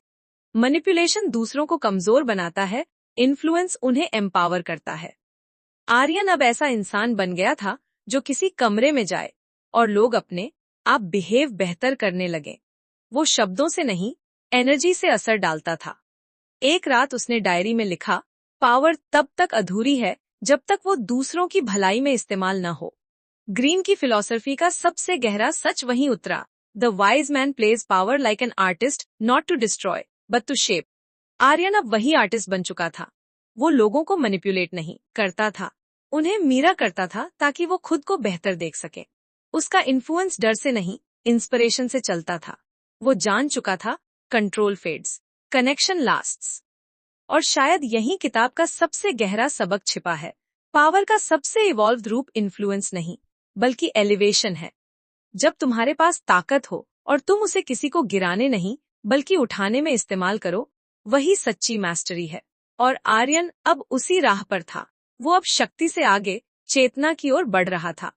अगला पड़ाव होगा लेगेसी, जब तुम्हारा असर तुम्हारे बाद भी जिंदा रहता है, यानी इन्फ्लुएंस जो समय से भी लंबा चलता है। कभी आपने गौर किया है, कुछ लोग बिना बोले ही कमरे पर कब्जा कर लेते हैं। उनकी चाल, उनका ठहराव, उनकी नजरें, सब कुछ पावर की तरह बोलता है। और कुछ लोग बहुत बोलते हैं, लेकिन असर जीरो। रॉबर्ट ग्रीन यहाँ एक और गहरी बात कहते हैं, power is not in words, it's in silence, timing and observation. अब आप सोचिए, एक चुप इंसान अक्सर भीड़ में सबसे ज्यादा ताकतवर क्यों लगता है? क्योंकि वो सुन रहा होता है, देख रहा होता है और सही वक्त का इंतजार कर रहा होता है। ग्रीन की अगली लॉ इसी पर टिकती है। Law 16, use absence to increase respect and honour. मतलब क्या? कभी कभी दूर रहना जरूरी होता है। हर वक्त मौजूद रहने से आपकी अहमियत कम हो जाती है। जैसे अगर सूरज रोज पूरे दिन सिर पर रहे तो उसकी गर्मी हमें खलने लगेगी, लेकिन जब वो ढलता है तभी तो हम उसकी खूबसूरती देखते हैं।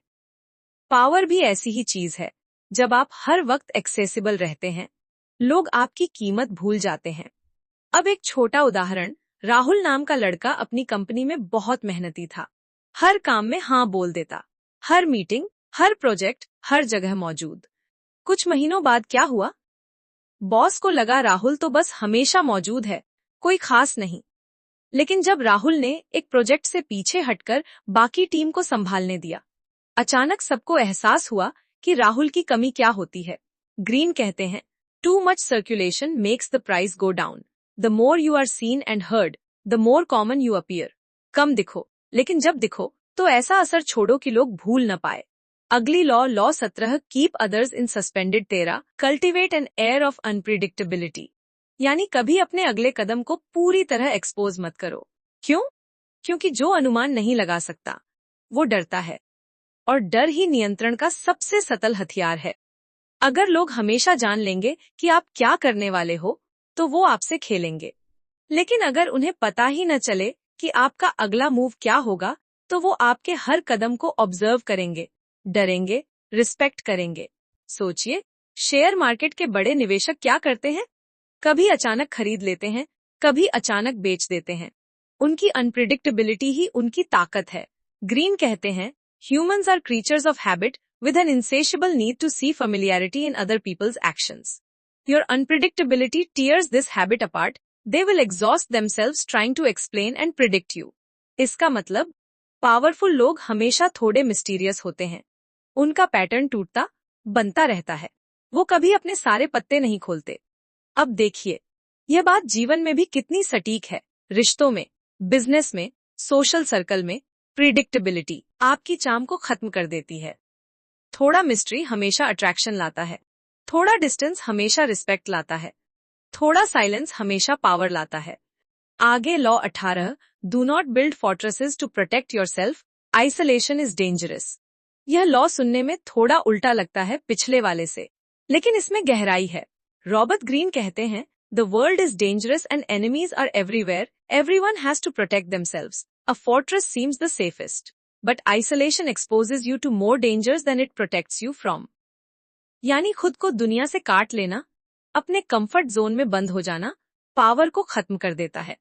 क्योंकि पावर लोगों के बीच बनती है, आइडियाज के टकराव से बनती है, माहौल के गेम से बनती है। मान लीजिए, कोई नेता या बिजनेस टाइकून अगर सिर्फ अपने हाँ में हाँ मिलाने वालों के बीच रहता है, तो वो सच्चाई से दूर हो जाता है। उसकी परसेप्शन कमजोर पड़ जाती है।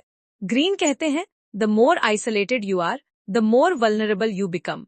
मतलब अगर आप सब कुछ खुद ही कंट्रोल करने की कोशिश करेंगे, तो अंत में दुनिया आपको बाहर कर देगी।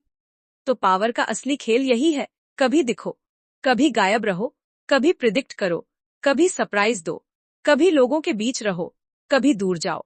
यही बैलेंस आपको मास्टर बनाता है। अब चलिए इसे आधुनिक जिंदगी में समझते हैं। सोशल मीडिया का जमाना है, हर कोई हर वक्त दिखना चाहता है। लोग रोज पोस्ट डालते हैं, अपनी लाइफ की हर डिटेल दिखाते हैं, पर असली पावर वाले लोग Elon Musk, Steve jobs, Warren Buffett, ये सब तभी बोलते हैं जब जरूरी हो। और जब बोलते हैं तो दुनिया सुनती है, क्योंकि वो हर दिन नहीं बोलते। पर जब बोलते हैं तो एक वाक्य भी हेडलाइन बन जाता है।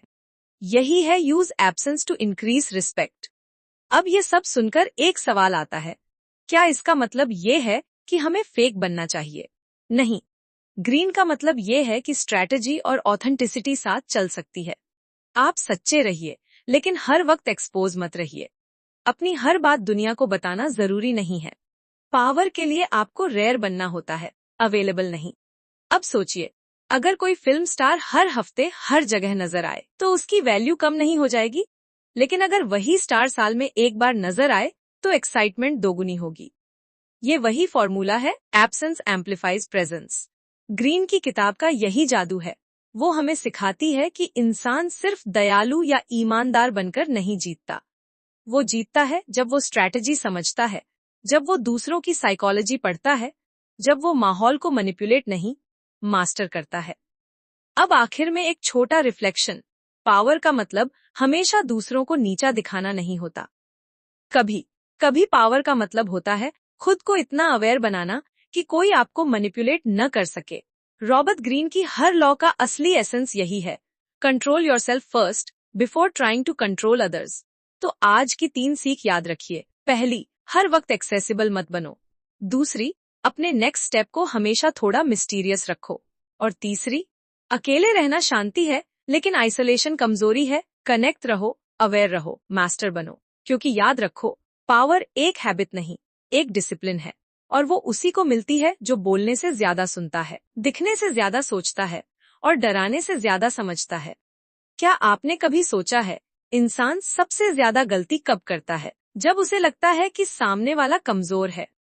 रॉबर्ट ग्रीन कहते हैं, पावर की असली गलती यही है कि आप लोगों को अंडर एस्टिमेट करने लगते हैं। यहीं से शुरू होती है law 19, know who you're dealing with, do not offend the wrong person. दुनिया में 2 तरह के लोग होते हैं, एक जो चोट खाकर सीखते हैं और दूसरे जो चोट खाकर बदला लेते हैं। आप कभी नहीं जानते कि कौन किस तरह का है। ग्रीन कहते हैं, there are people you can push and there are people you should never touch. Power का पहला नियम यह नहीं कि आप कितने ताकतवर हैं, बल्कि यह है कि आप कितनी समझदारी से खेलते हैं। एक कहानी सुनिए। न्यूयॉर्क में एक बिजनेसमैन था, मार्क। बहुत कॉन्फिडेंट, बहुत एम्बिशियस। उसने अपनी कंपनी में एक पुराने कर्मचारी को लेजी कहकर इंसल्ट कर दिया। वो कर्मचारी कुछ नहीं बोला, लेकिन अगले महीने उसने कंपेटिटर कंपनी को वो सारी इंटरनल स्ट्रैटेजी दे दी। नतीजा, मार्क की कंपनी एक ही तिमाही में डूब गई। ग्रीन इसे कहते हैं, never assume silence means weakness. कभी किसी इंसान की लिमिट टेस्ट मत करो, क्योंकि जब एक शांत इंसान टूटा हुआ ईगो लेकर उठता है तो वो सब मिटा देता है।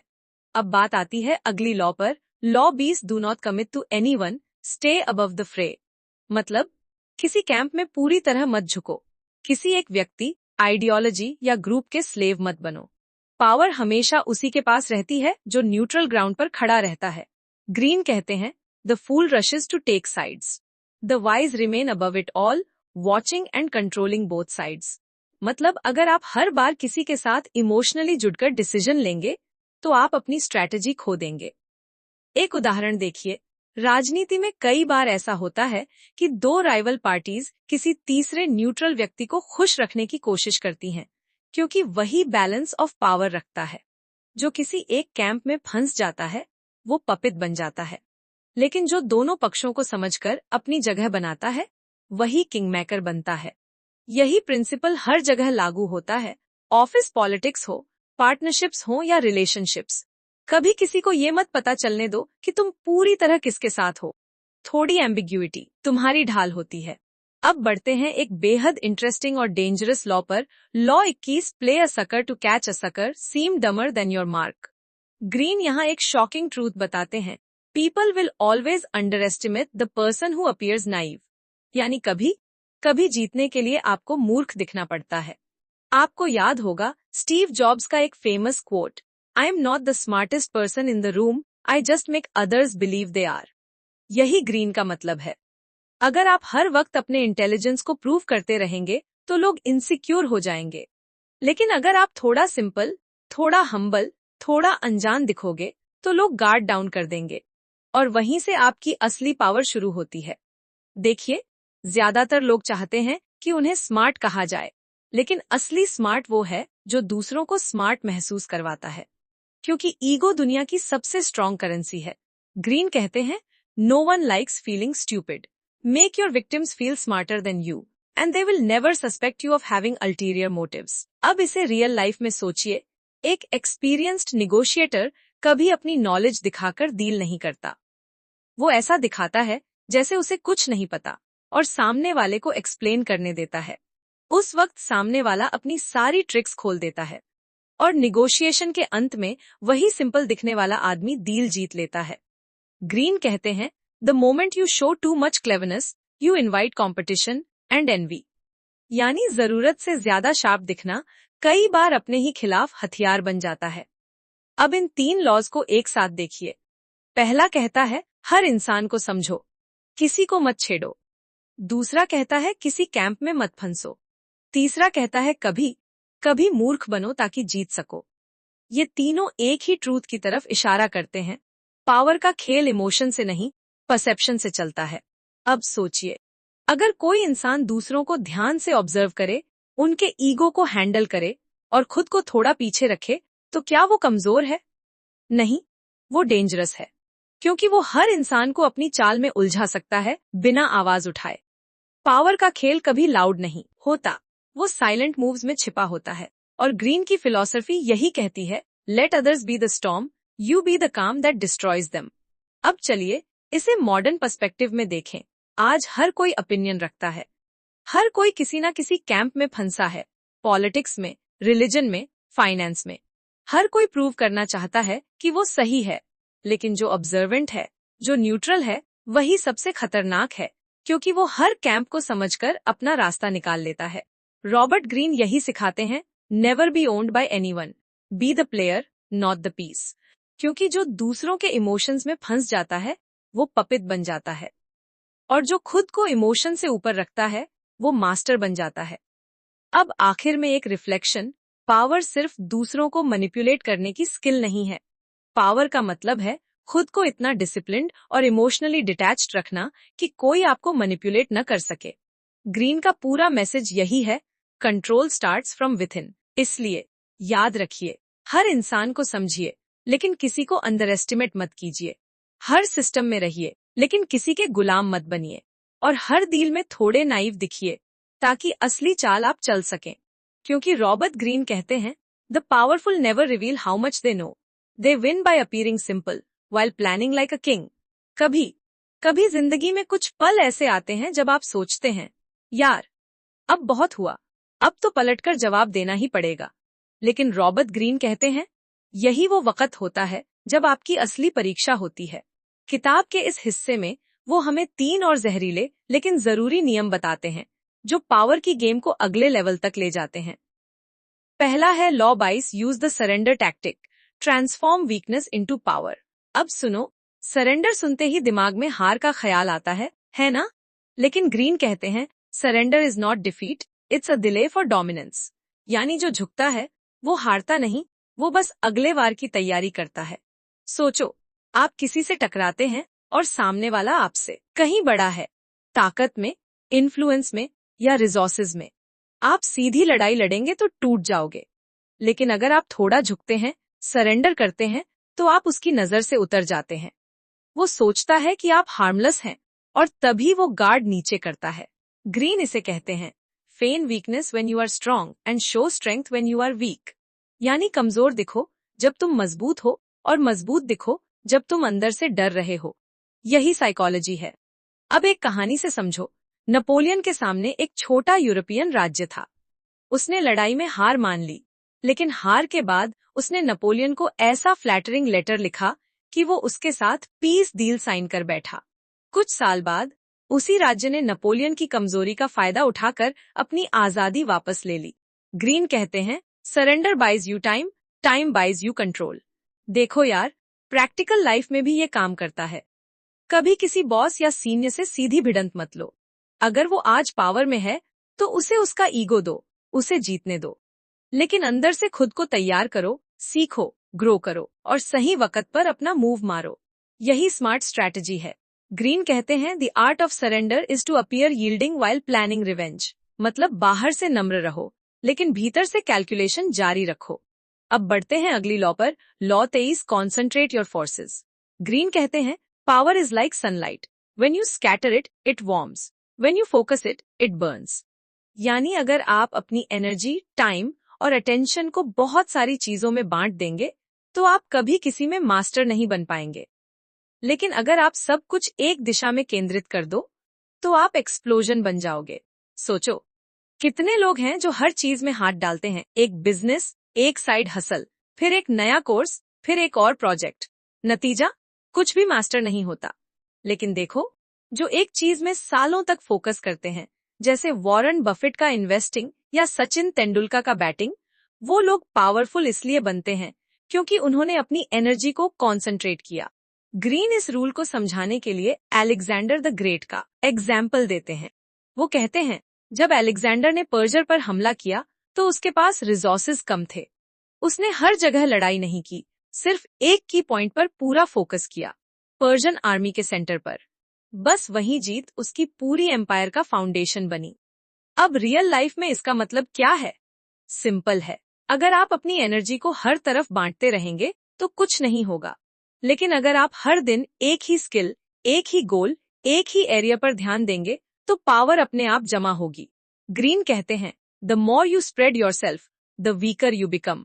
और भाई, ये आज के डिस्ट्रैक्शन वाले दौर में सबसे सटीक बात है। अब आती है वो लॉ जो शायद सबसे खूबसूरत और सबसे खतरनाक है। Law 24, play the perfect courtier. मतलब पावर की दुनिया में राजा मत बनो, राजा के पास रहो, लेकिन इतना खूबसूरती से रहो कि वो तुम्हें कभी दुश्मन न समझे। ग्रीन कहते हैं the perfect courtier thrives in a world where everything revolves around power and political dexterity. मतलब जो सिस्टम में रहकर चार्म, डिप्लोमेसी और इमोशनल इंटेलिजेंस से मूव करता है, वही सर्वाइव करता है। अब देखो, हर ऑर्गेनाइजेशन, हर कंपनी, हर सोसाइटी एक मॉडर्न कॉथ है। वहां भी किंग्स होते हैं, यानी बॉसेस, मैनेजर्स, पॉलिटिशियंस, इन्वेस्टर्स। और वहां भी कॉर्टियर्स होते हैं, यानी वो लोग जो सही वक्त पर सही बात कह देते हैं, जो बिना टकराव के अपने काम निकलवा लेते हैं। परफेक्ट कॉर्टियर वो होता है जो अपने चार्म और वर्ड्स से माहौल बदल देता है। वो कभी सीधे ना नहीं कहता, वो हमेशा स्माइल से मे भी कहता है। वो कभी ईगो शो नहीं करता, लेकिन हर ईगो को सैटिस्फाई करना जानता है। ग्रीन कहते हैं power depends on appearance, always appear graceful, modest and indispensable. मतलब दिखना चाहिए कि आप हम्बल हैं, हेल्पफुल हैं, लेकिन अंदर से आप हर मूव कैलकुलेट कर रहे हैं। कॉर्टियर की ताकत सौद नहीं होती, उसकी जुबान होती है। उसकी आवाज में वो शुगर होती है जिससे जहर भी मीठा लगने लगता है। अब यार, ये सुनकर आपको लगेगा कि ये तो हिपोक्रेसी है, लेकिन सच तो ये है, दुनिया सीधे नहीं चलती, दुनिया अपीयरेंस पर चलती है। आप सोचते रहो कि सच बोल दूं, लेकिन जो आदमी सही वक्त पर सही शब्द बोलना जानता है, वही असली गेम जीतता है। ग्रीन कहते हैं power depends on appearance, always appear graceful, modest and indispensable. मतलब दिखना चाहिए कि आप हम्बल हैं, हेल्पफुल हैं, लेकिन अंदर से आप हर मूव कैलकुलेट कर रहे हैं। कॉर्टियर की ताकत सौद नहीं होती, उसकी जुबान होती है। उसकी आवाज में वो शुगर होती है जिससे जहर भी मीठा लगने लगता है। अब यार, ये सुनकर आपको लगेगा कि ये तो हिपोक्रेसी है, लेकिन सच तो ये है, दुनिया सीधे नहीं चलती, दुनिया अपीयरेंस पर चलती है। आप सोचते रहो कि सच बोल दूं, लेकिन जो आदमी सही वक्त पर सही शब्द बोलना जानता है, वही असली गेम जीतता है। ग्रीन कहते हैं in the court of power, silence, patience and charm are your greatest weapons.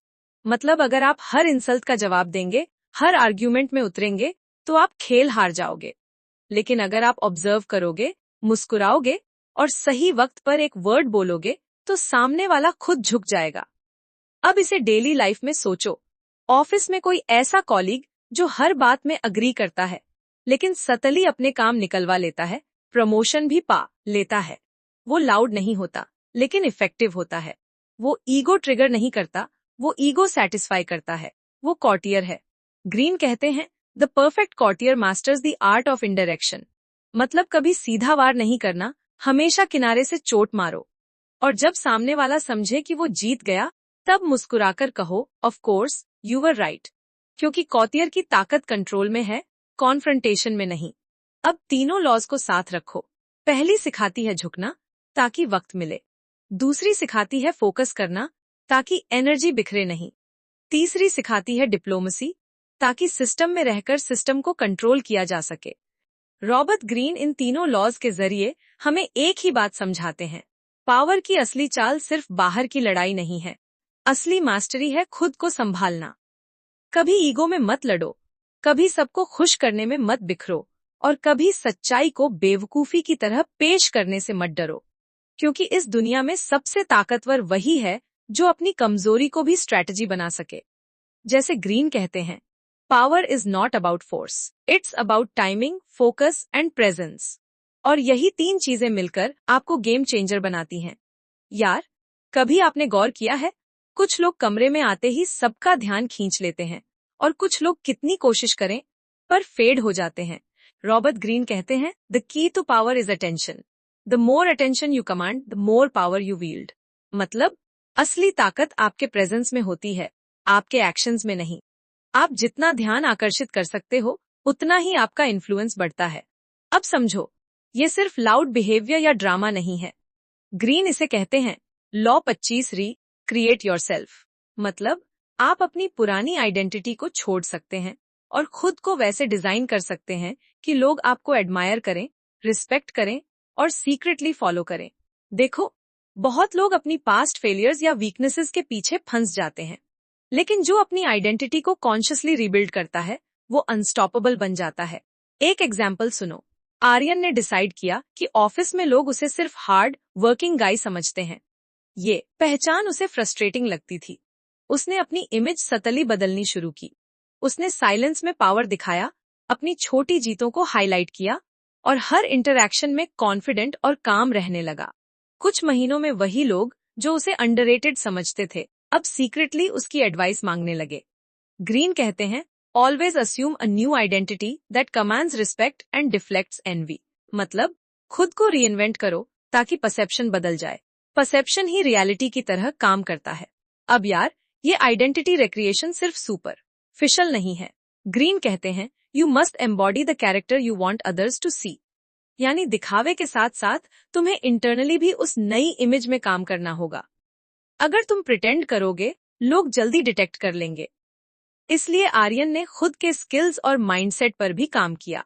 उसने लीडरशिप बुक्स पढ़ी, सटल निगोशिएशन सीखना शुरू किया और ऑब्जर्वेशन स्किल्स शार्पन की।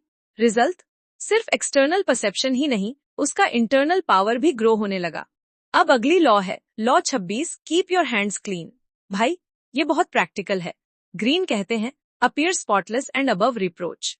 मतलब हमेशा वो काम दूसरों से करवा दो जो शेदी या रिस्की हो, खुद कभी ब्लेम मत लो।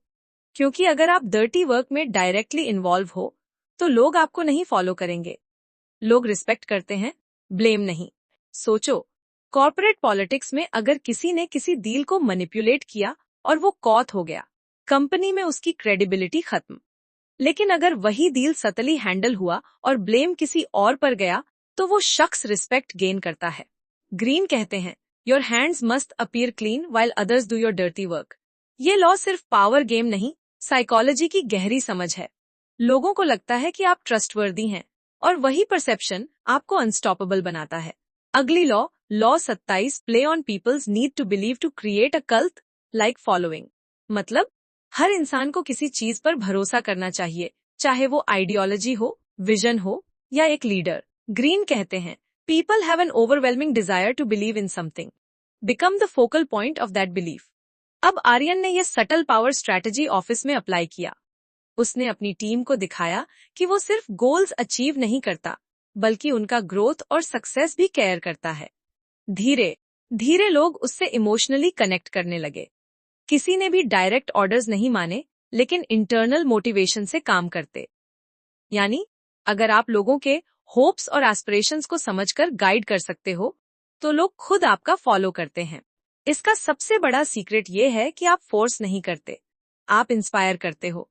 ग्रीन कहते हैं, the more grandiose your vision, the more you can draw followers to it.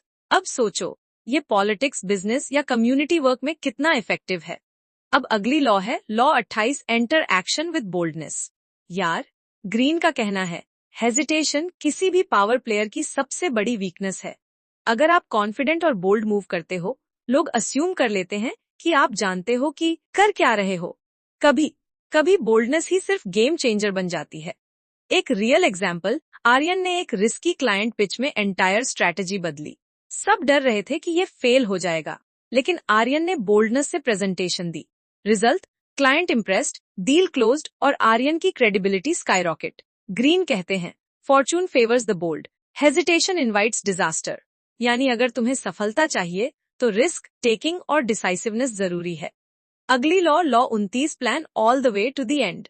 मतलब हर स्टेप के पीछे कैलकुलेशन होना चाहिए। ग्रीन कहते हैं the ending is everything, plan all the way to it, taking into account all possible consequences. क्योंकि अगर सिर्फ शॉर्ट टर्म जीत के लिए मूव करोगे तो लॉन्ग टर्म में कलैप्स हो जाएगा। आर्यन ने ये सीखा जब उसने ऑफिस पॉलिटिक्स में शॉर्ट टर्म अलायंसेस बनाए थे। कुछ वीक्स में अलायंस बदल गई और कई लोग पीछे छूट गए। तब उसने रियलाइज्ड कि हर एक्शन का लॉन्ग टर्म इम्पैक्ट सोचना जरूरी है। अब वो हर डिसीजन, हर इंटरैक्शन, हर निगोशिएशन को अगले 6-12 महीने की पर्सपेक्टिव से एनालाइज करता। ग्रीन कहते हैं by planning to the end you will not be overwhelmed by circumstances and you will know when to stop. मतलब फोरसाइट ही कंट्रोल देती है। अब इन लॉज को एक साथ देखो। 1, क्रिएट योरसेल्फ, अपनी आइडेंटिटी कॉन्शियसली डिजाइन करो। 2, keep your hands clean, blame दूसरों पर डालो, रेप्यूटेशन सेफ रखो। 3, play on people's need to believe, inspire करो, फोर्स मत करो। 4, enter action with boldness, hesitation मत दिखाओ। 5, plan all the way to the end, short term नहीं लॉन्ग टर्म सोचो। ये 3 चीजें कंबाइन हो जाए तो एक मॉडर्न मास्टर का प्रोफाइल बनता है। ग्रीन की किताब यही सतली सिखाती है, सिर्फ ताकत दिखाना नहीं, उसे सस्टेन करना और दूसरों को अट्रैक्ट करना असली स्किल है। कैसे आर्यन ने अपनी पूरी जर्नी में मास्टरी, इन्फ्लुएंस और लेगेसी का परफेक्ट बैलेंस बनाया। साथ ही हम प्रैक्टिकल स्टेप्स, एक्सरसाइजेस और माइंडसेट हैक्स भी देखेंगे ताकि रीडर खुद अपनी जिंदगी में ये सब लागू कर सके। यार, अब आप सोच रहे होंगे कि इतने सारे रूल्स, स्ट्रैटेजीज, साइकोलॉजी और मैनिपुलेशन के बारे में पढ़कर इंसान क्या करे? ऑनेस्टली, यही सवाल रॉबर्ट ग्रीन हमें सतली थ्रू आउट किताब में पूछते रहते हैं। सिर्फ पढ़ना नहीं, सीखना और अप्लाई करना ही असली गेम है। पहली चीज जो ध्यान में रखो, पावर सिर्फ दूसरों पर कंट्रोल पाने का नाम नहीं है। ये तो सिर्फ सरफेस है। असली ताकत है सेल्फ मैस्टरी। जो अपने इमोशंस, रिएक्शंस, वीकनेसेस और ट्रिगर्स को समझता है, वही दूसरों को अफेक्ट कर सकता है। किताब के सारे लॉज इसी कॉन्सेप्ट पर रिवॉल्व करते हैं, अवेयरनेस प्लस स्ट्रैटेजी बराबर इन्फ्लुएंस। अब प्रैक्टिकल एग्जाम्पल देखो। आर्यन ने इस सारी जर्नी में सबसे पहले खुद को ऑब्जर्व किया। उसने देखा कि उसे ईगो इजीली ट्रिगर हो जाता है, फ्रस्ट्रेशन जल्दी आता है और इम्पल्सिव रिएक्शंस उसका फोकस कम कर देते हैं। फिर उसने डेली जर्नलिंग शुरू किया। हर इंटरैक्शन के बाद लिखता, क्या हुआ, कैसे रिस्पॉन्ड किया, क्या इफेक्ट पड़ा। ये सिंपल हैबिट ही उसकी सेल्फ अवेयरनेस को नेक्स्ट लेवल पर ले गई। दूसरी चीज ऑब्जर्वेशन और पेशेंस। ग्रीन बार बार एम्फसाइज करते हैं observe more than you act, timing is everything. मतलब इम्पल्सिव एक्शंस आपको टेम्पररी सेटिस्फैक्शन देंगे, लेकिन लॉन्ग टर्म पावर सिर्फ तब बनती है जब आप पेशेंटली एनवायरनमेंट को पढ़ते हो। ऑफिस रिलेशनशिप्स, निगोशिएशंस, हर जगह ऑब्जर्वेशन आपकी शील्ड और वेपन दोनों है। तीसरी चीज सटल इन्फ्लुएंस। पावर लाउड नहीं होती, लाउड पावर दिखाना ईगो है, सटल पावर स्ट्रैटेजी है। आर्यन ने यह समझा कि जो लोग बहुत बोलते हैं वो अक्सर वीक होते हैं। जो लोग काम, कैलकुलेटेड और स्ट्रेटेजिक होते हैं वही असली गेम कंट्रोल करते हैं। Small gestures, controlled words, precise timing, यही असली इम्पैक्ट बनाता है। अब ग्रीन की किताब की आखिरी major takeaway, legacy over momentary victory. यानी शॉर्ट टर्म जीत पर मत फोकस करो। जो स्किल्स, रिलेशनशिप्स और रिस्पेक्ट आप बिल्ड करते हो वो आपको लंबे समय तक अनमैच्ड पावर देती है। आर्यन ने ऑफिस में हर मूव केयरफुली प्लान किया, किसी को नुकसान पहुंचाया नहीं, लेकिन अपनी क्रेडिबिलिटी और इन्फ्लुएंस बिल्ड की। ग्रीन कहते हैं the ultimate power is to create lasting respect, not fleeting fear. Fear temporary है, रिस्पेक्ट परमानेंट है। अब थोड़ा रियल लाइफ एप्लीकेबिलिटी में आ जाए। 1, डेली माइंडसेट एक्सरसाइज, सुबह उठकर सोचो आज कौन से इंटरैक्शंस में अवेयर रहना है, कौन सी ट्रिगर्स अवॉइड करने हैं और कौन सी सटल मूव्स करनी है। 2. ऑब्जर्वेशन ड्रिल्ड, हर सोशल इंटरैक्शन के बाद नोट करो लोगों ने कैसे रिएक्ट किया, कौन डोमिनेंट था, कौन पैसिव। ये आपसे अननोटिस्ड लेसन्स लाएगा। 3. कंट्रोल्ड एक्शन, हर मूव में इम्पल्सिव मैट हो, पोर्स लो, ऑब्जर्व करो फिर एक्ट करो। बोल्डनेस तभी इम्पैक्टफुल है जब कैलकुलेटेड हो। 4. सेल्फ रीइन्वेंशन, अपने आप को लगातार इवॉल्व करो, नई स्किल्स सीखो, अपने कम्युनिकेशन स्टाइल को शार्पन करो। ग्रीन कहते हैं reinventing yourself keeps others of balance and increases your value. 5. Influence through others, अपनी टीम, कॉलीग्स, फ्रेंड्स को सटली गाइड करो, फोर्स नहीं। इंस्पिरेशन हमेशा लॉन्ग टर्म पावर देती है। और यार, याद रखो, इन लेसन्स का मतलब ये नहीं कि आप मैनिपुलेट करो या एक्सप्लॉइट करो। असली मैस्टरी है protect yourself, understand others and act strategically without ego.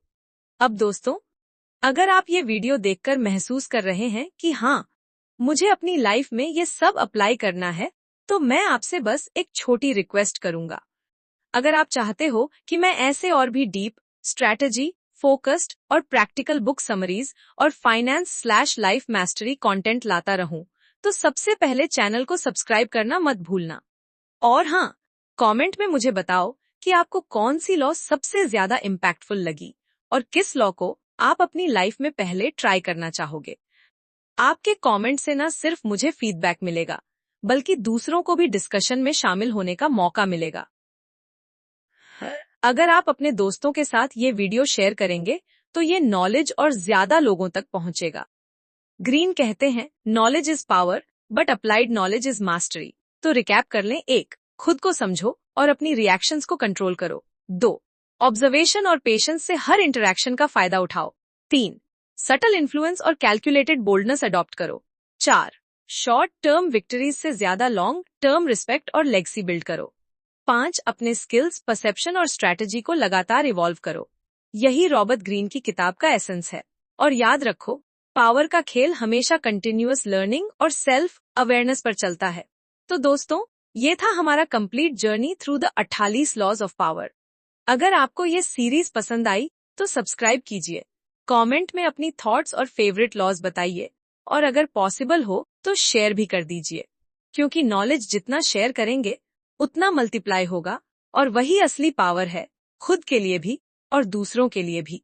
यार, बस यही था हमारा फाइनल पार्ट। अब आप भी अपनी लाइफ में इन लॉज को धीरे धीरे इम्प्लीमेंट करना शुरू कर सकते हो। छोटे स्टेप्स, कंसिस्टेंट प्रैक्टिस और सेल्फ अवेयरनेस, बस यही फॉर्मूलर है। और हाँ, हमेशा याद रखो, पावर का मतलब कभी दूसरों को डोमिनेट करना नहीं, बल्कि खुद को मास्टर करना है।